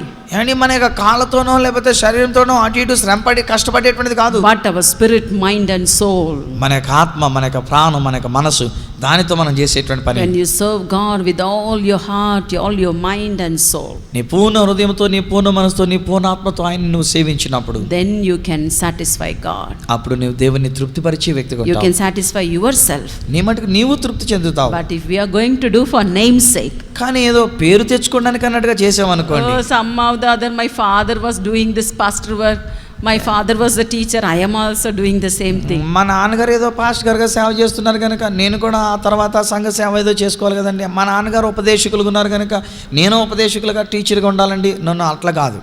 If you are like that, ఒకవేళ అలాగనుకుంటే in due season you will find that your work is boring. ఒక సమయం వచ్చేసరికి, కొంతకాలం అయ్యేసరికి నువ్వు చేస్తున్న పని బోరు కొట్టినట్టుగా ఉంటుందండి నీకు. It will not be with sincerity. అది యథార్థమైనటువంటి స్థితిలో ఉన్నట్టుగా ఉండదు అది. So we see what Paul says. అందుకనే పౌలు గారు He ఏమన్నాడంటే, says in 2 Corinthians 2:17. 2 కొరింథీయులకు రాసిన పత్రిక 4:17 says, but as of sincerity, అయితే యథార్థమైన స్థితితో, నిజాయితీతో, as of God in the sight of God speaks we in Christ. మరి దేవుని యొక్క దృష్టిలో, ఆ క్రీస్తు ప్రభుని యొక్క దృష్టిలో we have to be sincere. మనం యథార్థమైన రీతిగా నిజాయితీగా ఉండాలంట. Whatever you teach. మనం ఏది ఉపదేశించినా. In Luke 23:23. లూకా సువార్త 23:23లో Jesus said your words or teaching should be judgment, mercy and faith. నీ యొక్క మాటలు అనేటువంటివి తీర్పుతో కూడినటువంటివి, కనికరంతో కూడినటువంటి, విశ్వాసంతో కూడినవి ఉండాలంటున్నాడు. In 1 Thessalonians 2:7. తెస్సలోనికీయులకు రాసిన మొదటి పత్రిక 2:7 Paul says you must be gentle. మనం మృదుత్వము కలిగిన వారమై ఉండాలి. Even as the nurse cherisheth her children. ఒక తల్లి లేక ఒక నర్సుగా ఉండినటువంటి ఆమె పనికత్తి ఆ యొక్క బిడ్డల్ని ఎలాగనైతేనే జాగ్రత్తగా కాపాడుతుంది, అలాగ మృదువుగా మనం కాపాడాలి. So whatever you teach, అంటే మనం ఏది ఉపదేశిస్తున్నప్పటికీ it should be cherishing. అది ఇతరులకు మంచిగా ఉంటూ ఉండాలి. It should be feeding. వాళ్ళకి ఆహారం పెట్టేటువంటిదిగా ఉంటూ ఉండాలి. It should be useful. అది వాళ్ళకి ప్రయోజనకరమైనదిగా ఉండాలి. Otherwise it is empty words. లేకపోయినట్లయితే అవి ఒట్టి మాటలుగా మాత్రమే మిగిలిపోతాయి. Now we are going to meditate on a very important thing. ఇప్పుడు చాలా ప్రాముఖ్యమైనటువంటి విషయం గురించి ధ్యానించబోతున్నాం. False teachers and teaching. తప్పుడు ఉపదేశకులు, తప్పుడు బోధలు. If you understand what is false, తప్పు అనేటువంటిది ఏమిటో, అబద్ధమైనటువంటిది ఏమిటో అది నువ్వు తెలుసుకుంటే, false teachers లేక అబద్ధ ఉపదేశకులు, తప్పుడు ఉపదేశకుల గురించి తెలుసుకుంటే, we will be very careful not to follow them. అప్పుడు వారిని వెంబడించకుండా ఉండడానికి మనం జాగ్రత్త కలిగి ఉంటాం. We see in Jeremiah 8:8. ఇర్మియా గ్రంథం 8:8 How do you say we are wise and law of the Lord is with us? మీరు జ్ఞానం కలిగినటువంటి వారని, దేవుని యొక్క ధర్మశాస్త్రం మాతో ఉందని మీరు ఎలా చెప్పగలుగుతున్నారు అంటాడు. The Lord says the pen of the scribes is in vain. ఈ శాస్త్రుల యొక్క కలం అనేటువంటిది వ్యర్థముగా ఉండినది అంటున్నాడు. He says you have twisted the word of God. మీరు దేవుని యొక్క వాక్యాన్ని మీ ఇష్టం వచ్చినట్టుగా మలిచి వేశారు అంటున్నాడు. When we learn of word of God, మనం దేవుని యొక్క వాక్యాన్ని నేర్చుకుంటూ ఉన్నప్పుడు we should be very careful. మనం చాలా జాగ్రత్తగా ఉండాలి. That we do not twist the word of God according to our benefit. మనం మన యొక్క స్వప్రయోజనము కొరకు అన్నట్టుగా దేవుని యొక్క వాక్యాన్ని మనం మలుచుకుంటాం అనేటువంటి జరగకూడదండి. Hallelujah. Hallelujah. And if you want to know the mind of God regarding the teachers, ఉపదేశకులైనటువంటి వారి గురించి దేవుని యొక్క మనస్సు ఎలా ఉంటుంది అని మనం తెలుసుకోదలుచుకుంటే, in Matthew 23:2 he says, మత్తయి సువార్త 23:2 అంటాడు, about the scribes and the Pharisees who teach the Mosaic law. మోషే యొక్క ధర్మశాస్త్రాన్ని ఉపదేశించేటువంటి శాస్త్రులు, పరిసయ్యుల గురించి మాట్లాడుతూ అంటాడు. In the 3rd verse he says, they say and do not. వాళ్ళతో ఏమన్నాడు, మీరు చెప్తారు కానీ ఆ ప్రకారంగా చేయరు అంటున్నాడు. So if you are a teacher, అంటే మీరు కూడా ఉపదేశకులుగా ఉంటే, if we are going to teach something, ఏమంటే మనం ఏదో ఒక విషయాన్ని మనం నేర్పించబోతున్నాం, ఉపదేశించబోతున్నాం. I've heard some says you practice what you preach. కొంతమంది ఇలా చెప్తుంటారు, ఏంటంటే నువ్వు ఏదైతే బోధిస్తున్నావో అది నువ్వు అభ్యాసం చేయి, నువ్వు చెయ్యి. But what I say, కానీ నేనేం చెప్తానంటే, you preach what you practice. No. ఏదైతే మీరు అభ్యాసం చేస్తున్నారో అది మీరు బోధించండి. Is not what we should not practice what we are preaching. మనం బోధించింది అభ్యాసం చేయటం కాదు, but we have to preach what we are practicing. మనం ఏదైతే అభ్యాసం చేస్తున్నామో, ఏదైతే మన అనుదిన జీవితంలో మనం చేస్తున్నామో దానిని మనం బోధించాలి. Now you got it? ఏమన్నా అర్థమైందా? Jesus said you are teaching it. యేసుప్రభు అన్నాడు కదా, మీరు చెప్తారు but you are not doing it. కానీ మీరు చెయ్యరు. Again we see in the 4th verse. ఆ తర్వాత 4వ వచనం అంటాడు, he says you bind heavy burden, మీరు ఎవరి మీదైనా సరే ఆ యొక్క భారములు మోపుతుంటారు, grievous to be borne by the people, ప్రజలైనటువంటి వారు దాన్ని మోసేటట్టుగా చేస్తూ ఉంటారు, but you will not move it with your fingers. కానీ మీరు మీ వ్రేలుతోనైనా వాటిని కదపరే మాత్రం. There is very big boulder, suppose you can think there is a very big weight there. ఒకవేళ అక్కడ ఏదైనా ఒక బరువైనటువంటిది ఏదైనా ఉందనుకుందాం, you are not able to carry it, దాన్ని మీరు మొయ్యలేరు, but you call someone who is very weak, కానీ బలహీనంగా ఉన్న వాడిని పిలిచి అంటారు, hey ore take that man, ఇదో ఈ బరువు అంటే తీసుకెళ్ళి అక్కడ పెట్టు అని అంటారు. It's the same thing with the teachers. ఏమండి, ఉపదేశకులైనటువంటి వారు ఇలాగనే When ఉంటున్నారు. we are not able to keep the word and commandments of God, మనం దేవుని యొక్క మాటని, దేవుని యొక్క ఆజ్ఞని మనం పాటించకుండగా how can we expect the ordinary people to keep all those? మనం పాటించం కానీ సామాన్యమైనటువంటి ప్రజలు వాళ్ళు ఈ యొక్క ఆజ్ఞలన్నీ పాటించాలని ఎలా ఎదురు చూడగలమండి? To tell you the truth, సత్యం మీతో చెప్పడానికి many times the Lord has spoken to me. అనేక సార్లు ప్రభు నాతో ఈ మాటలు మాట్లాడి ఉన్నాడు. As a preacher, ఒక బోధకురాలుగా God has told me, దేవుడు నాతో ఇలా చెప్పి if ఉన్నాడు, it is so difficult for you to do all this, ఒకవేళ ఇవన్నీ చేయడం అది నీకు కష్టమైతే, abstain from all this, వీటన్నిటి నుంచి నువ్వు బయటకు వచ్చి లేక వేరుగా ఉండాలనుకుంటే, how is it easy for the ordinary people? మరి సామాన్యమైనటువంటి ప్రజలైనటువంటి వాళ్ళకి ఇదే నీకే వద్దంటే వాళ్ళు ఎలాగ దాన్ని పాటించగలరని అంటున్నాడు ఆయన. It is the same thing with us also. మనతో కూడా అంతేనండి దేవుడు చెప్తున్నటువంటిది. We expect the people to bear all grievous and burden things. మనం ప్రజలైనటువంటి వారిని ఏమని ఎదురు చూస్తామంటే బరువాట్లని వాళ్ళు మొయ్యాలి అని చెప్పేసి ఎదురు చూస్తుంటాం. But we are not able to move it with our fingers also. కానీ మనం మాత్రం కనీసం వేలుతోనైనా దాన్ని కదపడానికి ఏమాత్రం ప్రయత్నం చేయమంటాం. And again in Matthew 23, 5th and 6th verse. మత్తయి సువార్త 23:5-6 వచనాలు అంటున్నాడు, The teachers do those things to be seen of men. మనుషులకు కనబడు నిమిత్తమే ఈ ఉపదేశకులు పనులు చేస్తారంటండి వీళ్ళు. Don't do anything just to please the people who is seeing them. మిమ్మల్ని చూస్తున్నటువంటి ప్రజలు, మీ సంఘ బిడ్డలు, వాళ్ళు ఏదో మిమ్మల్ని చూడాలి అని ఉపదేశాలు చేయొద్దండి. Let it be natural. అది ప్రకృతి సంబంధంగా సహజంగా ఉండనివ్వండి. If you are angry, ఒకవేళ కోపం ఉంటే be angry. కోపంగా ఉండండి. If you are outward appearance only will be good. ఏమండి, మన యొక్క బాహ్య రూపం బయటకు మాత్రం ఎంతో నవ్వుతున్నట్టుగా చక్కగా కనబడడం అట్లా కాదు. మనం But inside, లోపలండి oh, it's burning. మండిపోతుంటది, మంట మండుతుంటది లోపల. I am not telling you go and be angry. అలాగని చెప్పేసి మళ్ళీ మీరు వెళ్ళి కోపంగా ఉండండి అని చెప్పట్లే నేను. We should be natural. అన్ని ఏదైనా ప్రకృతి సంబంధంగా సహజంగా It is ఉండాలి. written, you are doing things to be seen of men. మనుషులకు కనబడు నిమిత్తమే మీరు పనులు చేస్తారు. The same thing we see in Luke 20 and 46. ఇదే విషయం లూకా సువార్త 20:46 వచనంలో కూడా మనం చూస్తాం. Jesus was rebuking the teachers. యేసుక్రీస్తు వారు అక్కడ ఉన్నటువంటి ఉపదేశకులను గద్దిస్తూ ఉన్నాడు. Saying, walking in long robes. పెద్ద వస్త్రాలు వేసుకొని. In those days the Jews used to wear long robes. ఆ రోజుల్లో ఇప్పుడు కూడా లేండి, యూదులైనటువంటి వారు పొడవాటి అంగీలు లాంటిది వేసుకుంటూ The ఉంటారు. teachers had very big robes. అందులో ఉపదేశకులైనటువంటి వాళ్ళకి ఇంకా పెద్ద పెద్ద అంగీలు వేసుకునేటువంటి వారు Had big hangings in their robes. వాళ్ళ యొక్క ఆ దుస్తులకి వాళ్ళు వేలాడేటువంటివి ఏవేవో ఉంటుండేవండి వాళ్ళకి. And they expect the people sometime to carry that. కొన్నిసార్లు ప్రజలు వాటిని అలా పట్టుకొని దాన్ని మోస్తూ తీసుకొని వచ్చేటట్టు అన్నట్టుగా ఎదురు చూస్తూ ఉంటారు. The same thing, their robes, with the robes you can understand he's a teacher or preacher or a Jew or whatever he is. వారు వేసుకునేటువంటి వస్త్రాన్ని బట్టి, ఆ నిలువుట అంగీని బట్టి వాడు ఉపదేశకుడా లేక బోధకుడా లేక యూదుడా లేక ఎలాంటి వారు అనేటువంటి విషయం మనం తెలుసుకోవచ్చు. Why the robe is given? ఎందుకు ఆక అంగీ అనేటువంటిది ఇవ్వబడింది? That also you have to see the Old Testament. మళ్ళీ అది కూడా తెలుసుకోవాలంటే పాత నిబంధన తెలుసుకోవాలండి. A particular commandment was given by God what kind of dress the priest or the Levite or Aaron should wear. యాజకుడు లేక లేవీయులైనటువంటి వారు లేక అహరోను వంశస్థులైనటువంటి వారు ఏ విధమైనటువంటి దుస్తులు ధరించాలో అక్కడ దేవుడు సెలవిస్తూ వచ్చాడు. Because their robes carry the divinity of God. ఎందుచేతనంటే వారు వేసుకున్నటువంటి అంగీ, వారు వేసుకున్నటువంటి దుస్తులు అవి దేవుని యొక్క దైవత్వాన్ని కనబరిచేటువంటి, the holiness of God, దేవుని యొక్క పరిశుద్ధతను కనబరుస్తూ ఉంటాయి. So here we see Jesus was rebuking, they're using that robe to get favor from men. ఇక్కడ యేసు ప్రభువు వారు వీరిని గద్దిస్తే ఏమన్నాడంటే మనుషుల వలన మెప్పు సంపాదించుకోవడానికి, పేరు పొందుకోవడానికి ఈ అంగీలు వేసుకొని తిరుగుతున్నారు అన్నాడు. Again he says, love greetings in the marketplace. అంతేకాకుండా సంత వీధులలో వందనములు మనుషుల చేత మీరు కోరుకుంటూ ఉన్నారు. See, it's very natural. అనేది సహజమైనటువంటిదే. I fear to do shopping because of this reason. నేను ఈ కారణం చేతనే నేను ఎప్పుడైనా షాపింగ్ బయటకు వెళ్ళాలంటే భయపడుతూ ఉంటాను. People recognize us very easily. ప్రజలు మనల్ని త్వరితంగా సులువుగా గుర్తిస్తూ ఉంటారు. You may be in marketplace, ఒకవేళ మార్కెట్లో ఉండండి, doing some shopping, ఏదో షాప్ చేస్తూ ఉండండి, and people will recognize you easily. వెంటనే ప్రజలు ఎవరో ఒకరు మనం గుర్తించేసి Oh, they say praise the Lord, praise the Lord. Praise lord sister అంటూ It ఉంటారు. should be natural.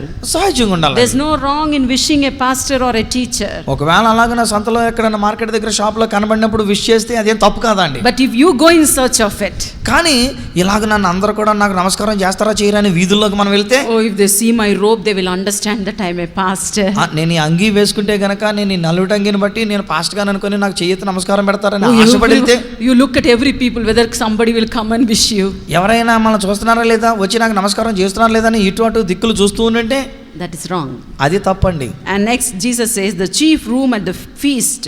ఆ తర్వాత ఇంకా ఏమన్నాడంటే ఆయన, బల దగ్గర కూడా అగ్రస్థానములు మీరు కావాలని కోరుకుంటారు, విందులలో అగ్రస్థానములు. Yes, we go to a house or wedding or something.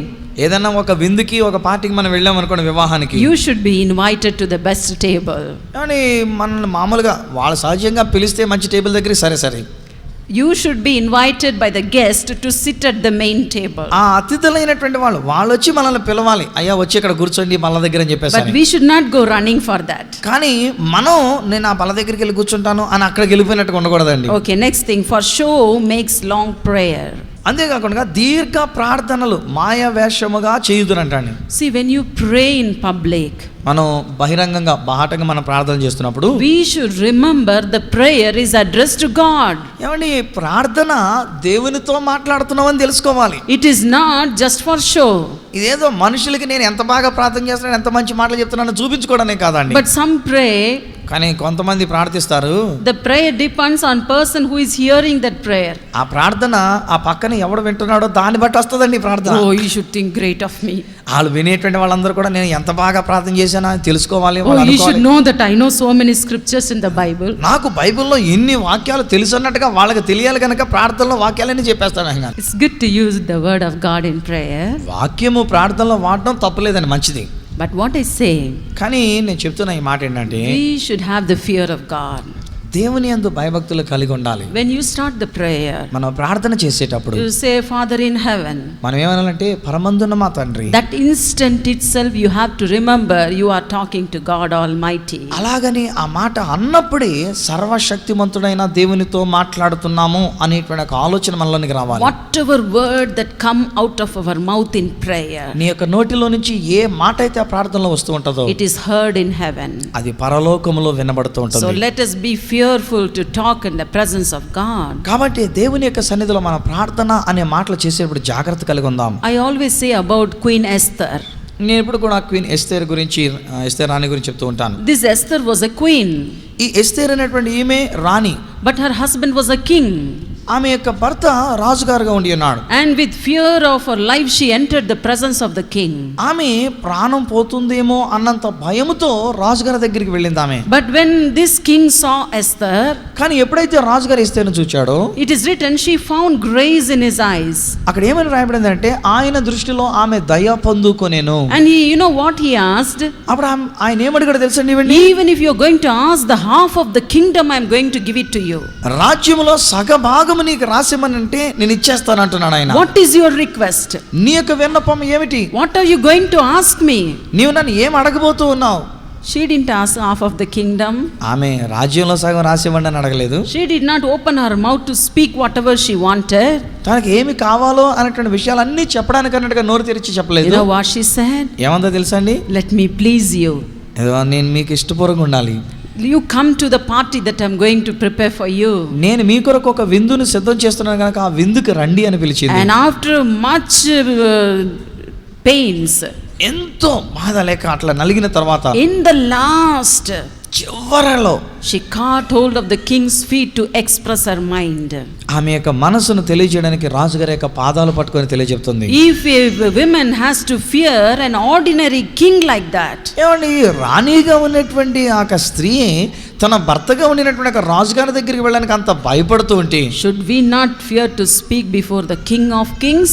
రాజులకు రాజు అయినటువంటి ఆ దేవుని ఎదుట మన ప్రార్థన అనే మాటలు చెప్పేటప్పుడు మనం భయపడవద్దా? Hallelujah. Hallelujah. So take a commitment today. ఈ రోజు ఒక తీర్మానం చేసుకుందాం. If you are not going to pray, willing to pray about anyone or anything, ఎవరి గురించి ప్రార్థన చేయడానికి నీకు ఇష్టం లేకపోయినా you just close your mouth. ఒకవేళ ఒట్టిగా నోరు మూసుకొని ఊరుకోండి, Don't pray. అసలు ఏమీ చెప్పొద్దు. But if you assure of prayer for somebody, ఎవరి కొరకైనా ఒకవేళ ప్రార్థన చేయడానికి అన్నట్టుగా నీవు అనుకుంటే just pray. ప్రార్థించండి. At least for a few seconds. కనీసం కొన్ని సెకండ్లైనా ప్రార్థించండి. Otherwise we are accountable to God. ఒకవేళ లేకపోతే మనం చెప్పిన మాటను బట్టి, చేస్తానని చెప్పిన మాటను బట్టి దేవుని దగ్గర లెక్క చెప్పాల్సి ఉంటుంది. So Jesus was very much grieved to know about the prayers of this Pharisee that was done for show.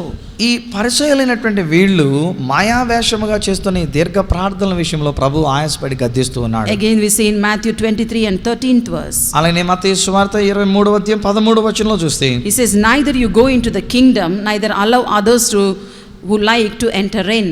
మీరు పరలోక రాజ్యంలోనికి ప్రవేశించరు, మూసేస్తారు. మీరు అందులో ప్రవేశించరు, ప్రవేశించు వారిని కూడా ప్రవేశింపనీయరు. You know how you stop others from entering?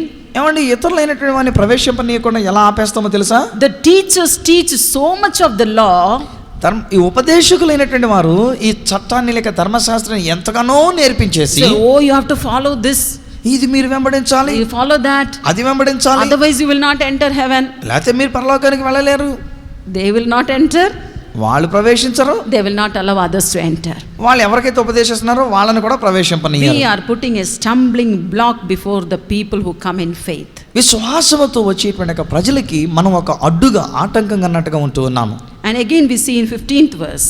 15వ వచనంలో కూడా మనం It says, చూస్తే, you cross the land and sea to make the followers of law, but make him more worst, not leading them to the Lord. ఒకరి మీ మతములో కలుపుకున్నటకు మీరు సముద్రమును భూమిని చుట్టూ వచ్చేదారు. అతడు కలిసినప్పుడు అతని మీకంటే రెండంతలు నరకపాత్రునిగా చేయుదురు. See which is important, ఏది ప్రాముఖ్యమో అది చూడాలి. the doctrine or Jesus Christ. సిద్ధాంతాలా లేక యేసుక్రీస్తు వారా? Today there are many doctrines. ఈ రోజు అనేకమైన సిద్ధాంతాలు ఉన్నాయండి. Oh, some says a Seventh-day Adventist is correct, sister. కొంతమంది ఏమంటారంటే ఆ సెవెంత్ డే అడ్వెంటిస్ట్ అయినటువంటి వారు ఏడవ దినం చేసిన వాళ్ళు కరెక్ట్ అని అంటారు. Some say, oh we Baptist are correct. కొంతమంది బాప్టిస్ట్ వాళ్ళే కరెక్ట్ అని అంటారు. Some CSI say we are correct. కొంతమంది సిఎస్ఐ వాళ్ళు మేమే కరెక్ట్ అని అంటారు. The Pentecost people say, oh we are correct. Pentecost అనుభవం కలిగిన వాళ్ళు అంటారు మేము అసలైనటువంటి కరెక్ట్ అని అంటారు. I am not against any doctrine. నేను ఏ సిద్ధాంతానికి నేను వ్యతిరేకంగా లేనండి. But what I tell you, కానీ నేను మీతో చెప్పే విషయం ఏంటంటే, just to make one disciple who can follow your doctrine, మీ యొక్క సిద్ధాంతాన్ని వెంబడించడానికి అన్నట్టుగా ఒక శిష్యుని చేయడానికి you travel all over the world. వాళ్ళంట లోకం అంతా చుట్టూ తిరిగి వచ్చేస్తారంట. Oh, we should build our church. అమ్మ మన యొక్క సంఘం కట్టాలి, My doctrine, నా సిద్ధాంతం కట్టుకోవాలి, oh this is the correct doctrine, ఇదే సరైనటువంటి we సిద్ధాంతం, have the biggest church. మాదే పెద్ద సంఘం అండి. But for whom? ఎవరి కొరకండి? Why you do that? ఎందుకు చేస్తున్నావు? Jesus says, యేసయ్య అంటున్నాడు, but make them more worst than you. వాళ్ళని మీకంటే రెండంతల నరకపాత్రునిగా చేస్తున్నారు. I get grieved in my spirit when I talk to some strong Christians. కొంతమంది బలమైనటువంటి క్రైస్తవులుగా ఉన్నటువంటి వారు, అలాంటి వారితో నేను మాట్లాడేటప్పుడు చాలా బాధపడుతూ ఉంటాను. Oh, they will start teaching me. వాళ్ళు నాకే నేర్పించడానికి మొదలు పెడుతూ ఉంటారు. Oh sister, this is correct andi. అమ్మా సిస్టర్ గారు ఇది కరెక్ట్ అండి. Oh, I went to that church. నేను ఆ చర్చికి వెళ్ళానండి. My pastor told this is correct. కానీ మా పాస్టర్ గారు ఇదే కరెక్ట్ అని చెప్పారండి. And they become double stronger than the pastor. ఆ తర్వాత పాస్టర్ గారి కంటే వీళ్ళు ఇంకా రెండింతల బలమైపోయినట్టు And ఉంటారు. they go and teach others what they don't understand. వీళ్ళకి అర్థం కాని విషయాలు తీసుకెళ్లి ఇతరులకు నేర్పించడం మొదలు పెడుతూ ఉంటారు. There may be some one verse or the other verse in the Bible. ఒకవేళ ఒక్కొక్క చోట ఒక్కొక్క వచనంగా అన్నట్టుగా బైబిల్లో కనబడవచ్చు వారికి. But you don't understand the circumstances and to which church it was written. కానీ దాని యొక్క సందర్భాన్ని, అది ఏ సంఘానికి వ్రాయబడిందో అనేటువంటిది అర్థం చేసుకోకపోతే ప్రమాదం. See, it is a custom in India to wear sari. ఏమండి, భారతదేశంలో చీర కట్టుకుంటాం మన సాంప్రదాయం. You go to America, అమెరికాకి వెళితే people wear dresses. అక్కడ వాళ్ళు వేరే డ్రెస్సులను వేసుకుంటారు. But you can't go and tell them, oh sari is correct andi. మరి అలాంటప్పుడు అమెరికాకి వెళ్ళి అబ్బే మీరు అలా డ్రెస్సులు వేసుకుంటే ఎలాగండి, చీరే కట్టుకోవాలి, చీరే కరెక్ట్ అండి అంటే, You know, they will condemn you with some other words. అప్పుడు వాళ్ళు ఇంకొక మాటలు తీసుకొని మన మీద నిందేస్తారు వాళ్ళు. Your heart should be, yes, your heart should be following the Lord. మన యొక్క హృదయము ప్రభువుని వెంబడించేటువంటిదిగా ఉండాలి. You need the fear of God. దేవుని యందు భయభక్తులు కలిగి ఉండాలి. You need the purpose of the coming of the Messiah. ఆ ప్రభువైన యేసుక్రీస్తు వారు మెస్సియా ఎందుకు ఈ లోకానికి వచ్చినాడనే ఉద్దేశం తెలుసుకోవాలి. His love and compassion. ఆయన ప్రేమ కనికరాలను తెలుసుకోవాలి. But not silly things. అంతేగాని అనవసరమైన వ్యర్థమైన ఈ విషయాల గురించి మనం మాట్లాడుకుంటాం కాదండి. You catch on to very silly things and preach all your life. ఏమండి ఎలాంటి విషయాలు వ్యర్థమైనటువంటి సిల్లిగా ఉండేటువంటి విషయాల గురించి పట్టుకొని వాక్యాన్ని బోధిస్తూ జీవితకాలం అంతా గడుపుకోండి. You are going to regret about it one day. ఆ తర్వాత అయ్యయ్యో నేను అసలైన సంగతి బోధించుకోండి వీటి గురించి బోధిస్తూ వచ్చానే అని బాధపడతావు. That is what Jesus is telling. అదే యేసయ్య అంటున్నాడు ఇక్కడ. You make someone to follow your doctrine. ఎవరైనా ఒకరు నీ సిద్ధాంతాన్ని వెంబడించేటువంటి వారుగా చేస్తారు. But make him more worse than you. కానీ వారిని అలా శిష్యులుగా చేసిన తర్వాత మీకంటే రెండింతల నరక పాత్రగా చేస్తారంటున్నాడు. And again the last thing in 16th verse you see, 16వ వచనంలో చూస్తే, twisting the word of God according to their benefit. వారి వారి యొక్క స్వప్రయోజనం కొరకు అన్నట్టుగా వారు దేవుని యొక్క వాక్యాన్ని మార్చుకునేటువంటి వారు. You teach about swearing, ఏమండి తోడు ఒట్టు పెట్టుకోవడానికి గురించి and మాట్లాడుతుంటారు. about tithing. అలానే దశమ భాగాన్ని గురించి చెప్తూ ఉంటారు. You know what Jesus calls them? వాళ్ళని గురించి ప్రభు యేసుక్రీస్తు వారు ఏమన్నారు తెలుసండి? He says you are fools and blind. మీరు అవివేకులు అంధులు అంటున్నాడు ఆయన. And here the explanation that Jesus gives, ఇక్కడ ప్రభువైన యేసుక్రీస్తు వారు ఇచ్చేటువంటి వివరణ which is important. ఏది The ప్రాముఖ్యమైనటువంటిది? altar is important, ఏమండి బలిపీఠమా or the offering? లేతే బలిపీఠం మీద అర్పించే అర్పణయా? Giving tithe is important, దశమ భాగం ఇవ్వటమా ఈ ప్రాముఖ్యం? or honoring the father and mother is important. లేక తల్లిదండ్రులైనటువంటి వారిని సన్మానించటమా ప్రాముఖ్యమైనది? You starve your parents, మీ తల్లిదండ్రులైనటువంటి వారినేమో పస్తులు ఉంచుతారు. and you take that money to give it as an offering to the church. ఆ డబ్బులు తీసుకొచ్చేమో మీరు సంఘంలో నేను కానుకిస్తున్నా నేను తెచ్చానని చెప్పి Do చెప్పుకుంటారు. you think God is going to accept your offering? ఏమండి మీ తల్లిదండ్రులేమో పస్తులు పెట్టి ఇలా అర్పణ ఇస్తే దేవుడు దాన్ని అంగీకరిస్తాడా? Once I spoke to one of our staff. నేను ఒక రోజుని మా యొక్క పనివారిలో ఒక వ్యక్తితో మాట్లాడాను. I said, నేను అన్నాను, it's not important that you give tithe to God. నీవు దేవునికి దశమభాగం ఇస్తున్నావా లేదా అనేటువంటిదిగా చూపించుకోవడం అది కాదు ముఖ్యమైనది. You have to give tithe. నీవు దశమభాగం ఇవ్వాలనుకుంటే But at the same time, ఇవ్వాలి. అదే సమయంలో you are not giving to your mother or father. నీ తల్లికి నీ తండ్రికి నువ్వేమి పంపించకపోతే అది మంచిది కాదు. If you are not going to give them for food, నువ్వు వారి యొక్క ఆహారం కొరకు నువ్వు డబ్బులు ఇవ్వకపోతే, and you give all your 90% income to God, నీకున్నటువంటి ధనమంతా 90% దేవునికి ఇచ్చేస్తున్నానని చెప్పేసి పెద్ద గొప్పగా ఇచ్చేస్తుంటే, God is not going to be pleased with your money. నీవిచ్చే ఆ డబ్బులు చూసి దేవుడు ఏదో పెద్ద మెప్పు పొందడు. So today we have to examine. కాబట్టి ఈ రోజు మనం పరిశీలన చేసుకోవాలి. When we teach, మనం ఉపదేశించేటప్పుడు you have to say which is important. ఏది ప్రాముఖ్యమైనటువంటిదో అనే విషయాన్ని మనం చెప్పాలి. You teach all the 365 days about tithing. ఏమండి దశమ భాగాన్ని గురించి 365 రోజులు చెప్తూనే ఉండండి. Oh, give. ఇవ్వండి ఇవ్వండి ఇవ్వండి. People are not going to give you even a penny. ఏమండి 365 రోజులు చెప్పినా ఒక పైసా ఎవరండి ఎవరు? Oh, this pastor always says give. మా పాదిరి గారు ఎప్పుడు చూసినా ఇవ్వండి ఇవ్వండి ఇవ్వండి అంటేనే బాగు చేస్తాడండి అనుకుంటారు. But one day you have to teach about tithing. అయితే ఒక రోజుని మన దశమ భాగాన్ని గురించి నేర్పించి తీరాలి, తప్పదు. Otherwise you are accountable to God. లేకపోతే మన దేవునికి లెక్కప్ప చెప్పవలసిన వారంగా కూడా ఉంటాం. Hallelujah. Hallelujah. So you have to know what kind of importance you have to give to what kind of teaching. నువ్వు ఏ ఉపదేశానికి ఎలాంటి ప్రాముఖ్యతనివ్వాలి అనేటువంటి విషయాన్ని మనం తెలుసుకోవాలి. And again Jesus says about it. ఆ తర్వాత యేసుక్రీస్తు వారు దాని గురించి అంటూ ఉన్నారు. You try to take out the speck in others' eyes, but you have a log in your own eyes. నీ కంటిలో ఒక దూలం ఉంటుండగా ఇతరుల కంటిలో ఉన్నటువంటి ఒక నలుసును తీయాలని మీరు అనుకుంటారు అంటున్నాడు. Hallelujah. Hallelujah. So it's so hard to hear all these words, isn't it? ఈ మాటలన్నీ వినాలంటే మనకు కష్టంగానే ఉంది కదా. It was so difficult for me also to digest it yesterday. నా మటుకు నేను ఇవి నిన్న దినాన్ని ఇవన్నీ అర్థం చేసుకోవడానికి నా మటుకు నేనే చాలా కష్టపడ్డాను. I have not told you the whole thing that is written in Luke 23rd chapter. లూకా సువార్త 23వ అధ్యాయంలో వ్రాయబడినటువంటి విషయాలన్నీ నేను ఇంకా చెప్పలేదు మీకు. Jesus was rebuking them with very hard words. చాలా కఠినమైనటువంటి మాటలతో యేసు వారిని గద్దిస్తూ వచ్చాడు. He called them, you are fools. మీరు వెర్రివాళ్ళు అన్నట్టుగా తిడతాడు. You are blind. గుడ్డివాళ్ళు, అందులు. And he said, you are like a sepulchre. మీరు సున్నము కొట్టిన సమాధులు అంటాడు. On outside you are so white, బయట చక్కగా తెల్లగా సున్నం కొట్టినట్టున్నారు మీరు, but inside you are all stinking. కానీ లోపల కుళ్ళు కంపు కొట్టేటువంటి శవాలు అంటున్నాడు ఆయన. He was talking about the teachers. ఏమండి ఎవరి గురించి ఇవన్నీ చెప్తున్నాడు? ఉపదేశకుల గురించి. He did not use those words for the common ordinary people. ఈ మాటలు సామాన్యమైనటువంటి ప్రజల దగ్గర వాడలేదండి ఆయన. He used it for the learned men of God. ఎవరైతే నేర్చుకున్నటువంటి వారండి, వాక్యాన్ని బాగా నేర్చుకున్నామని అనుకున్నారో వారి దగ్గర వాడాడు ఈ మాటలని. So the more we learn, కాబట్టి మనం ఎంత ఎక్కువగా నేర్చుకుంటుంటామో we are more accountable to God. అంతగా మన దేవునికి లెక్కప్ప చెప్పవలసిన So వారమై how ఉన్నాం. will this teaching be in the last days? ఈ అంత్య దినాలలో ఈ ఉపదేశం అనేటువంటిది ఎలాగ ఉండబోతుంది? 2 Timothy 4:3 says, తిమోతిలో రాసిన 2వ పత్రిక 4వ అధ్యాయం 3వ వచనం అంటూ they ఉంది, will not endure sound doctrine, వాళ్ళు మంచి హితబోధను సహించలేరంట. but after their own lust they shall heap unto themselves teacher having itching ears. కానీ దురద చెవులు కలిగినటువంటి వారై వారికి కావలసినటువంటి బోధకులైనటువంటి వారిని ఏర్పాటు చేసుకుంటారంట. Already I have explained it last week. ఇప్పటికే నేను గడిచినటువంటి పర్యాయంలో నేను మీకు వివరించాను దీన్ని. Preaching or teaching, బోధించడమే కానీ ఉపదేశించడమే కానీ it should be according to the word of God. దేవుని యొక్క వాక్యానుసారముగా అన్నట్టుగా ఉండాలి. The teaching should not be just to please men. వాక్యం బోధించడం లేక ఉపదేశించడం ప్రజల మెప్పు కొరకు అన్నట్టుగా ఉండకూడదు. In last days it is the thing that is we can see in these days. కానీ అంత్య దినాలలో మనుషుల మెప్పుల కొరకైనటువంటి రీతిగా బోధలు ఉపదేశాలు అయిపోతున్నాయి. Titus 1:11 says, తీతు 1:11 వచ్చిన మాట they ఉంది, teach things which they ought not for filthy lucre's sake money.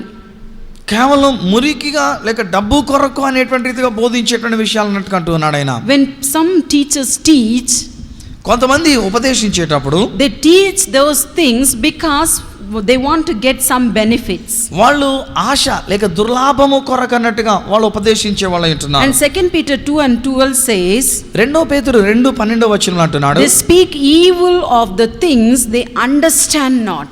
వాళ్ళకి అర్థము కాని విషయాల గురించి వాళ్ళు చెడ్డ మాటలు అన్నట్టుగా చెప్తూ ఉంటారంట. In 2 Corinthians 2:17 it's written, 2 కొరింథీ 2:17 అంటూ ఉన్నాడు, many which corrupt the word of God. దేవుని యొక్క వాక్యాన్ని కలుషితం చేసేటువంటి విషయాలు అంటండి ఇవి. So let us be very careful not to do all this. కాబట్టి ఎలాంటి విషయాలు జరగనివ్వకుండా ఉపదేశకులుగా ఉండేటప్పుడు మనం జాగ్రత్త కలిగి ఉందాం. And again one more point, how to recognize or identify or discern the wrong teaching. ఎలాగున తప్పుడు ఉపదేశాలని మనం గుర్తించాలి లేక దాన్ని అర్థం చేసుకోవాలి, వివేచించాలి. 1 Timothy 1:3-11, తిమోతిలో రాసిన మొదటి పత్రిక 3వ అధ్యాయము 11వ వచనంలో, it is written in the 3rd verse, they teach other doctrines, వారు వేరొక సిద్ధాంతములను బోధిస్తారని అంటున్నాడు. అలాగే fables, endless genealogies which bring question and controversies. ప్రశ్నలు వేయించేటువంటి లేక ప్రశ్నార్థకంగా ఉండేటువంటివి లేక తర్క వితర్కాలు తీసుకొని వచ్చేటువంటి విషయాలను బోధిస్తారు అంటున్నాడు. Genealogies means hereditary. Oh, we say, oh, this is correct, that is correct, we don't know our father's father, but people teach about it. వంశావళిని గురించి, Yes. అంటే మన తల్లిదండ్రులు మన తాత ముత్తాతలు ఇది ఫలానా అనేటువంటి రీతిగా బోధిస్తూ కూర్చుంటారు. అది కరెక్ట్ కాదో మనకు తెలియదు. And any teaching that brings a strife or commotion or problem in the church, ఏ ఉపదేశమైనా సరే సంఘములో పోరాటాన్ని విభేదాన్ని గలిబిలిని తెస్తుంటే that is not correct. అది సరైనది కాదు. And vain janglings, వ్యర్థమైనటువంటి తర్క వితర్కాలు, empty words, వట్టి మాటలుగా మాట్లాడేటువంటి విషయాలు. you know, empty vessel make much noise. ఏమండి, ఖాళీగా ఉన్నటువంటి పాత్రలు కదా ఎక్కువ శబ్దాలు చేస్తూ ఉంటాయి. Oh, some will teach for 1 hour, కొంతమంది గంట సేపు అన్నట్టుగా మాట్లాడతారు. that will be only dakadaka sound. అది కేవలం ఉట్టిన డగడగా శబ్దం చేసినట్టు Oh, అవుతుంది. they will jump here and there. ఇక్కడికి అక్కడికి ఎగిరెగిరి గంతలు ఇస్తుంటారు. It is only jumping, అది కేవలం ఎగరటమే, but nothing. ఇంకా అంత మించి ఏముండదండి. You can see their jumping. వాళ్ళ యొక్క ఎగరటం చూస్తాము, Oh, dancing. డాన్సింగ్ చూస్తాము. What they teach? ఏంటంటే ఉపదేశించారు. You will go home and say, ఇంటికి వెళ్ళిన తర్వాత మళ్ళీ అనుకుంటాం, oh, that man, he was jumping, he was going to touch the fan. అమ్మ ఆయనండి మాట్లాడుతున్నప్పుడు అండి ఎగురుతుంటే పైన ఫ్యాన్ తగిలేస్తాడేమన్నాడు, ఎగురుతున్నాడండి. So he was wearing nice shirt. మంచి షర్ట్ వేసుకున్నాడు అండి ఆయన. Oh, nice suit. మంచి సూట్ వేసుకున్నాడు Oh, అండి. he was so color. మంచి రంగుగా ఉన్నాడండి. That is all vain janglings. ఏమండి, ఇవన్నీ వ్యర్థమైనటువంటి విషయాలు, Empty teachings. వట్టిగా ఖాళీగా ఉండేటువంటి ఉపదేశాలు. Just like wind. ఏమండి, గాలిలాగా అన్నట్టుగా ఉండేటువంటి. You can fill the wind in a vessel, ఏమండి, ఒక పాత్రలో గాలి నింపండి, but you cannot see it. కానీ దాన్ని చూడలేం మనం.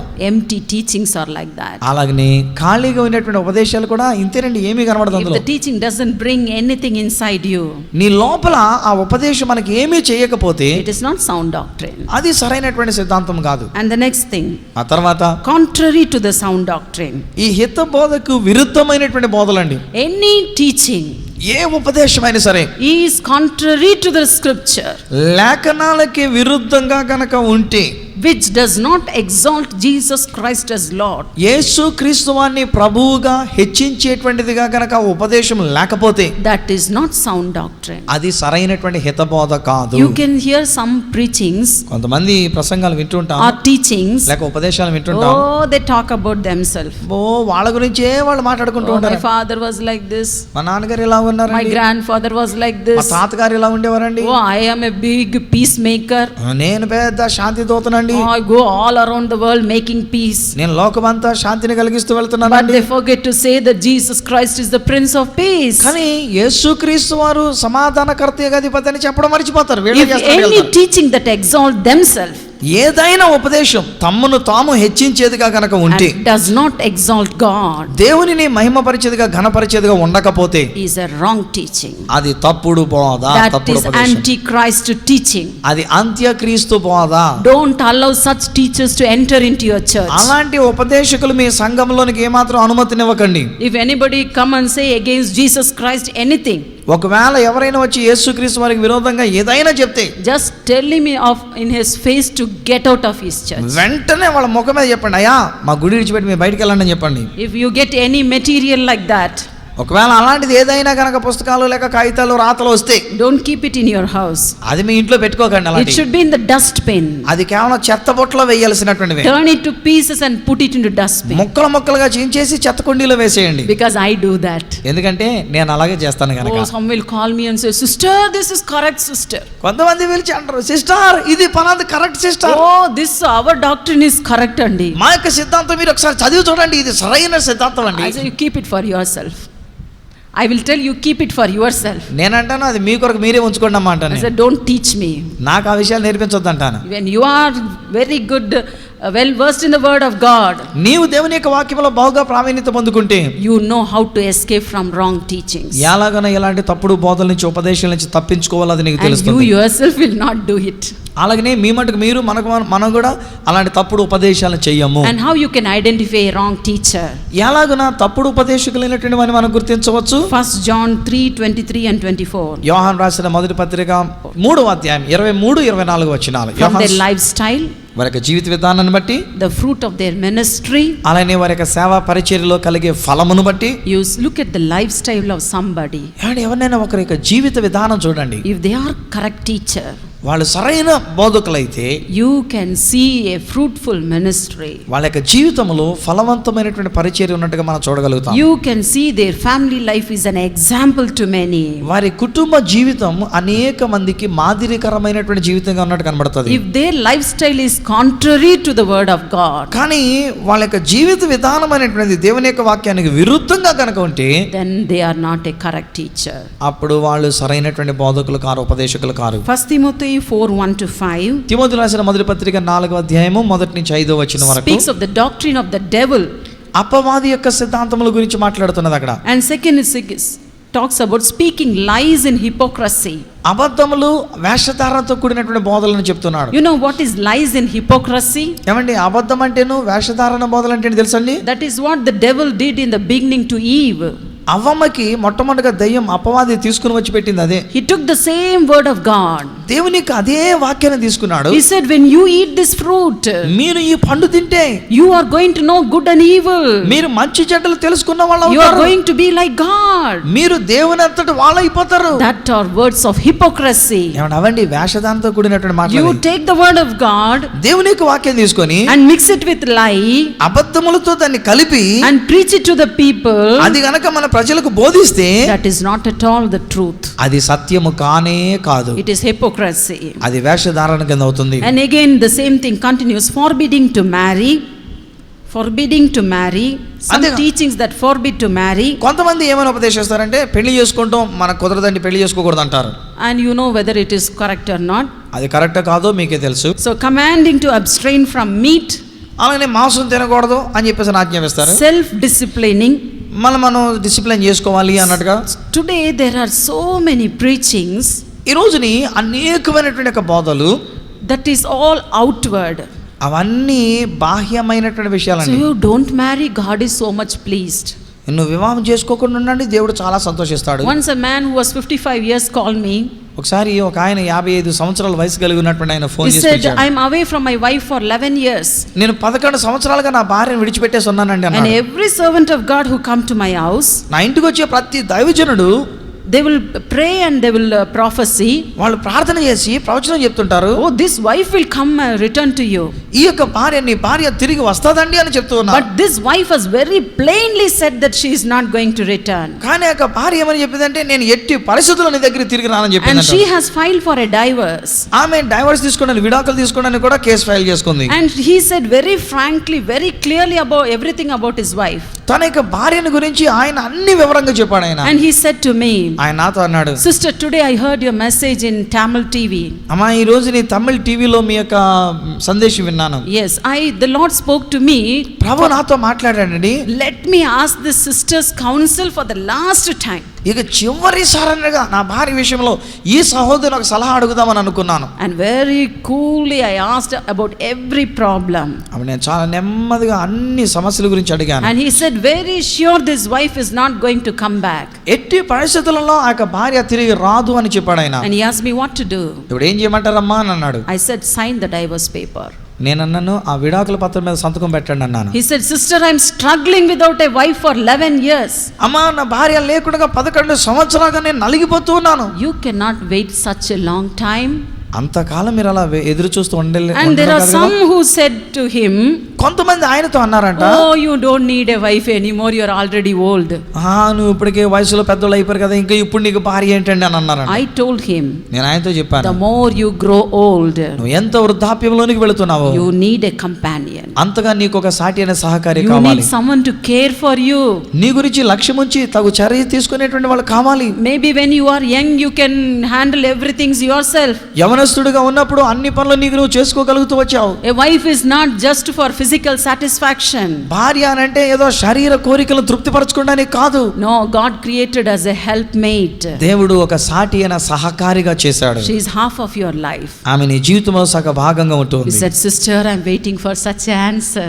అమ్మా ఇలాంటి జవాబు కొరకు సహోదరి నేను ఎదురు You చూస్తున్నాను. are the only one person who gave me such a counsel. ఇటువంటి ఆలోచన చెప్పిన వ్యక్తివి నీ ఒక్కదానివేనమ్మా అని అన్నాడు ఆయన. And he was so happy. ఆయన చాలా సంతోషించాడు ఆయన. Just for outward appearance, don't counsel anybody. ఏమంటే ఏదో బాహ్యంగా బయట కనబడడానికి అన్నట్టుగా ఏదో ఒక ఆలోచన చెప్పేసి వచ్చేస్తారని మీ వాళ్ళు తప్పక బాగైపోతారని చెప్పొద్దు. Can you live without the help of your wife at least for 1 year? ఏమంటే ఒక్క సంవత్సరం భార్య సహాయం లేకుండా, భార్య లేకుండా నువ్వు బతకగలవా, జీవించగలవా? Let us be practical. ఏమండి సహజపూర్వకంగా అన్నట్టుగా ఉందాం. We will be practical. ఏమండి సహజంగా అన్నట్టుగా When ఉందాం. you are filled with love and compassion, మన ప్రేమ కనికరములతో మనం నింపబడి ఉన్నప్పుడు whatever you judge for yourself, మన కొరకు మనం ఏదైతే తీర్పు చెప్పుకుంటామో the same thing you will judge for others also. అదే ఇతరులకు కూడా మనం తీర్పుగా చెప్తూ ఉంటాం. Oh, you catch on to some doctrine. ఏదో ఒక సిద్ధాంతాన్ని Oh, పట్టుకొని this is correct. అమ్మా ఇదే కరెక్ట్ అండి. Oh, you should not remarry. మళ్ళా పెళ్లి చేసుకోకూడదండి. Oh, you should not eat meat. మాంసం తినకూడదండి. Oh, don't eat that. అది తినొద్దండి. The Old Testament says so. పాత నిబంధన చెప్తుంది కదండి. No. అవన్నీ కాదంటాను. Let us be practical. మనం ప్రాక్టికల్గా ఉందాం, అనుభవపూర్వకంగా ఉందాం. And about self-disciplining.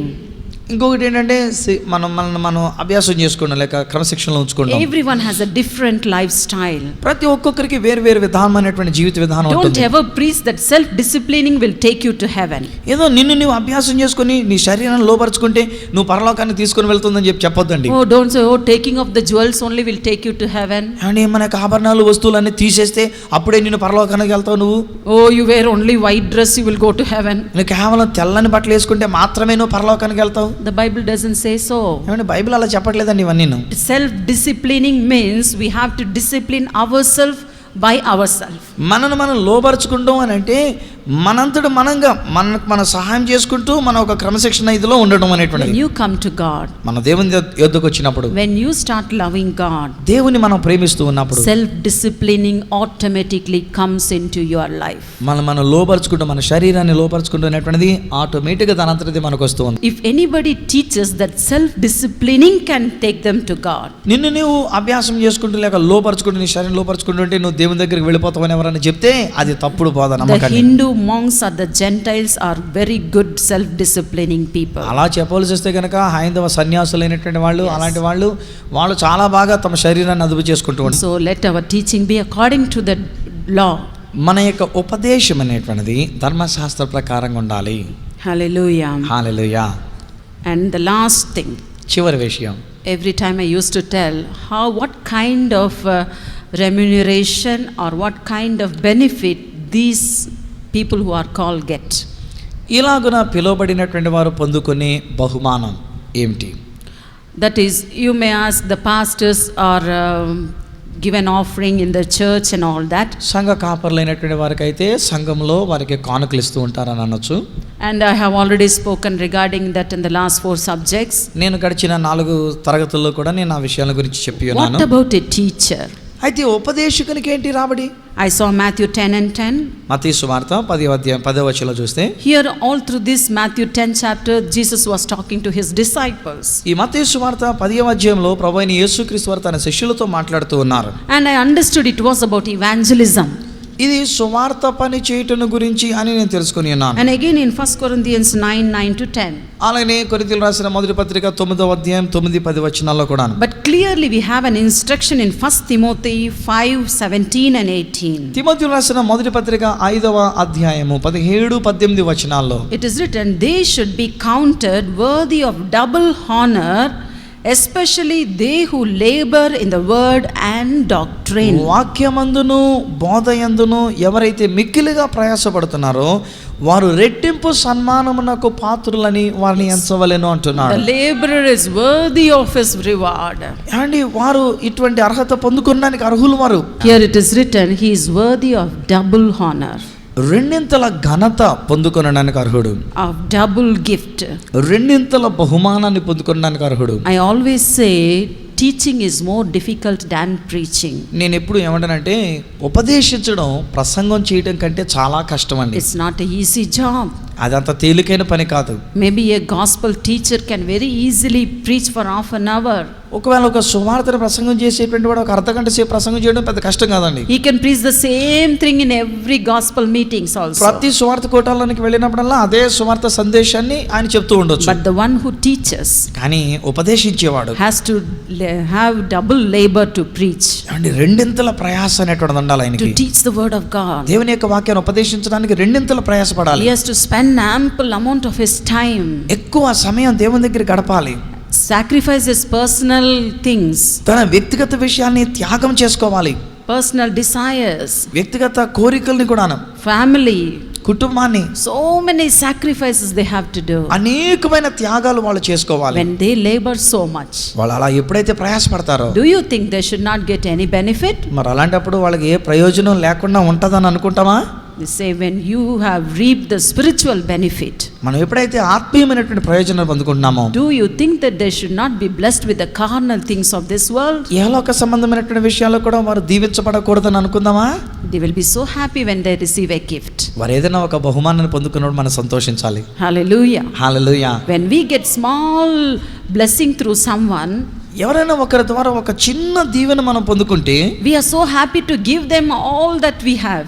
మనకు కలిగినటువంటి అంతా కూడా వారికి ఇవ్వడానికి మనం సంతోషిస్తాం. But when you are blessed through some servant of God, అయితే ఏదైనా ఒక దైవజనుడి ద్వారా మీరు దీవించబడినప్పుడు, even if they don't ask, ఒకవేళ వారు అడగకపోయినా, you go and bless them with a gift or an offering. మనం వెళ్ళి వారిని ఒక కానుక, ఒక ఆఫరింగ్ ఏదైనా ఇచ్చి వారిని దీవించాలి. Oh, they will not forget you for lifetime. అది జీవితకాలం అంతా కూడా వాళ్ళు దాన్ని మర్చిపోలేరు. Even if they ask or don't ask. వాళ్ళు అడిగినా అడగకపోయినా The same thing with a servant of God. అదేనండి దేవుని సేవకుని కూడాను. Now I have finished my preaching all these 5 subjects. ఈ 5 అంశాలు నేను చెప్పాను. So you understand what type of calling God has kept in your life. ఇప్పుడు మీ జీవితంలో ఎటువంటి పిలుపు దేవుడు మీకు ఇచ్చినాడో మీరు అర్థం చేసుకున్నారు. But any calling, ఏ పిలుపు అయినా సరే, you have to remember, మీరు ఒక్కటి గుర్తుంచుకోవాలి. it should be for the edification of the. ఇప్పుడు మీ జీవితంలో ఎటువంటి పిలుపు దేవుడు మీకు ఇచ్చినాడో మీరు అర్థం చేసుకున్నారు. But any calling, ఏ పిలుపు అయినా సరే, you have to remember, మీరు ఒక్కటి గుర్తుంచుకోవాలి. it should be for the edification of the church. అది సంఘము యొక్క క్షేమాభివృద్ధి కొరకే, For the growth of the body of Christ. Christ దేవుని యొక్క సంఘం అనేటువంటి ఒక శరీరం అభివృద్ధి చెందడానికి and for the glory of God. అలాగనే దేవుని యొక్క మహిమ కొరకు. If we do it faithfully, ఇది మనం నమ్మకంగా చేస్తే God will exalt you. దేవుడు నిన్ను హెచ్చిస్తాడు. Maybe today you are an ordinary teacher. ఏమో ఈ రోజున ఒక సామాన్య టీచర్గా ఉన్నావేమో. Maybe tomorrow God will use you as a preacher, రేపటి దినాన్ని దేవుడు నిన్ను ఒక బోధకునిగా చేయబోతున్నాడేమో. as an evangelist, సువార్తికునిగా a చేస్తాడేమో. prophet, ప్రవక్తగాను, an apostle, లేక ఒక అపోస్తలుగా with చేయబోతున్నాడు. all the 9 gifts of the Holy Spirit. పరిశుద్ధాత్మ యొక్క 9 వరాలు మీకు ఇవ్వబోతున్నాడు. So we will be very anxious to do the work of God, అలాగన దేవుని యొక్క పని చేయడానికి చాలా ఆసక్తితో మనం సాగిపోదాం. faithful in our calling మన యొక్క పిలుపులో నమ్మకంగా మనం ఉందాము. to serve God, దేవుని యొక్క సేవ చేయడానికి. and God will exalt you. అప్పుడు దేవుడు నిన్ను హెచ్చిస్తాడు. God will honor you. దేవుడు నిన్ను ఘనపరుస్తాడు. Our reward is perfectly set up in heaven.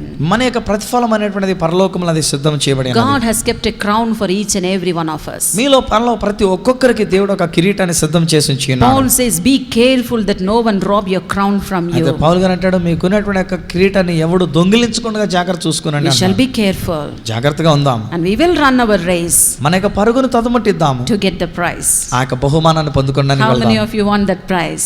ఎంతమంది ఆ బహుమానం పొందుకోవాలని We ఆశపడుతున్నారు? will surrender our life to God today. అలాగైతే ఈ రోజు మన యొక్క జీవితాన్ని మనం దేవునికి సమర్పించుకుందాం. Thank you, Lord Jesus. ప్రభువైన యేసు నీకు వందనాలు నాయనా. Thank you for this wonderful day.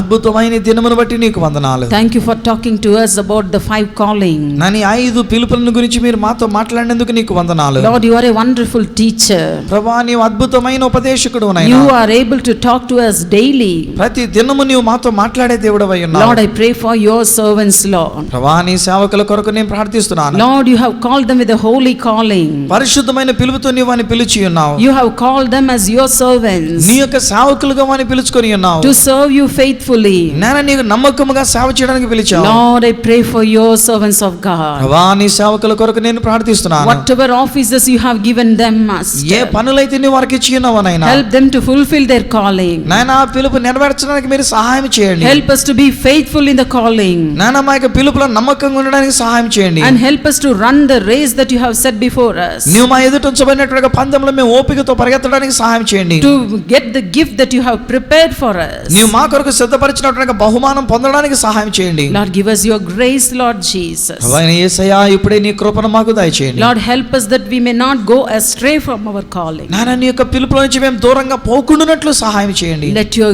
grace be with us, ప్రభువా నీ కృప మాతో ఉండనివ్వండి. and help us to serve you till the very end. నేను అంతము వరకు నీ సేవ చేయడానికి సహాయం చేయండి. We give you all the glory. నీకే సకల మహిమ We చెల్లిస్తున్నాము. pray in the name of our Lord and Savior Jesus Christ. ప్రభువును రక్షకుడైన యేసు క్రీస్తు వారి యొక్క నామమున వినయముగా వేడుకొనుచున్నాము తండ్రి. Amen. ఆమేన్.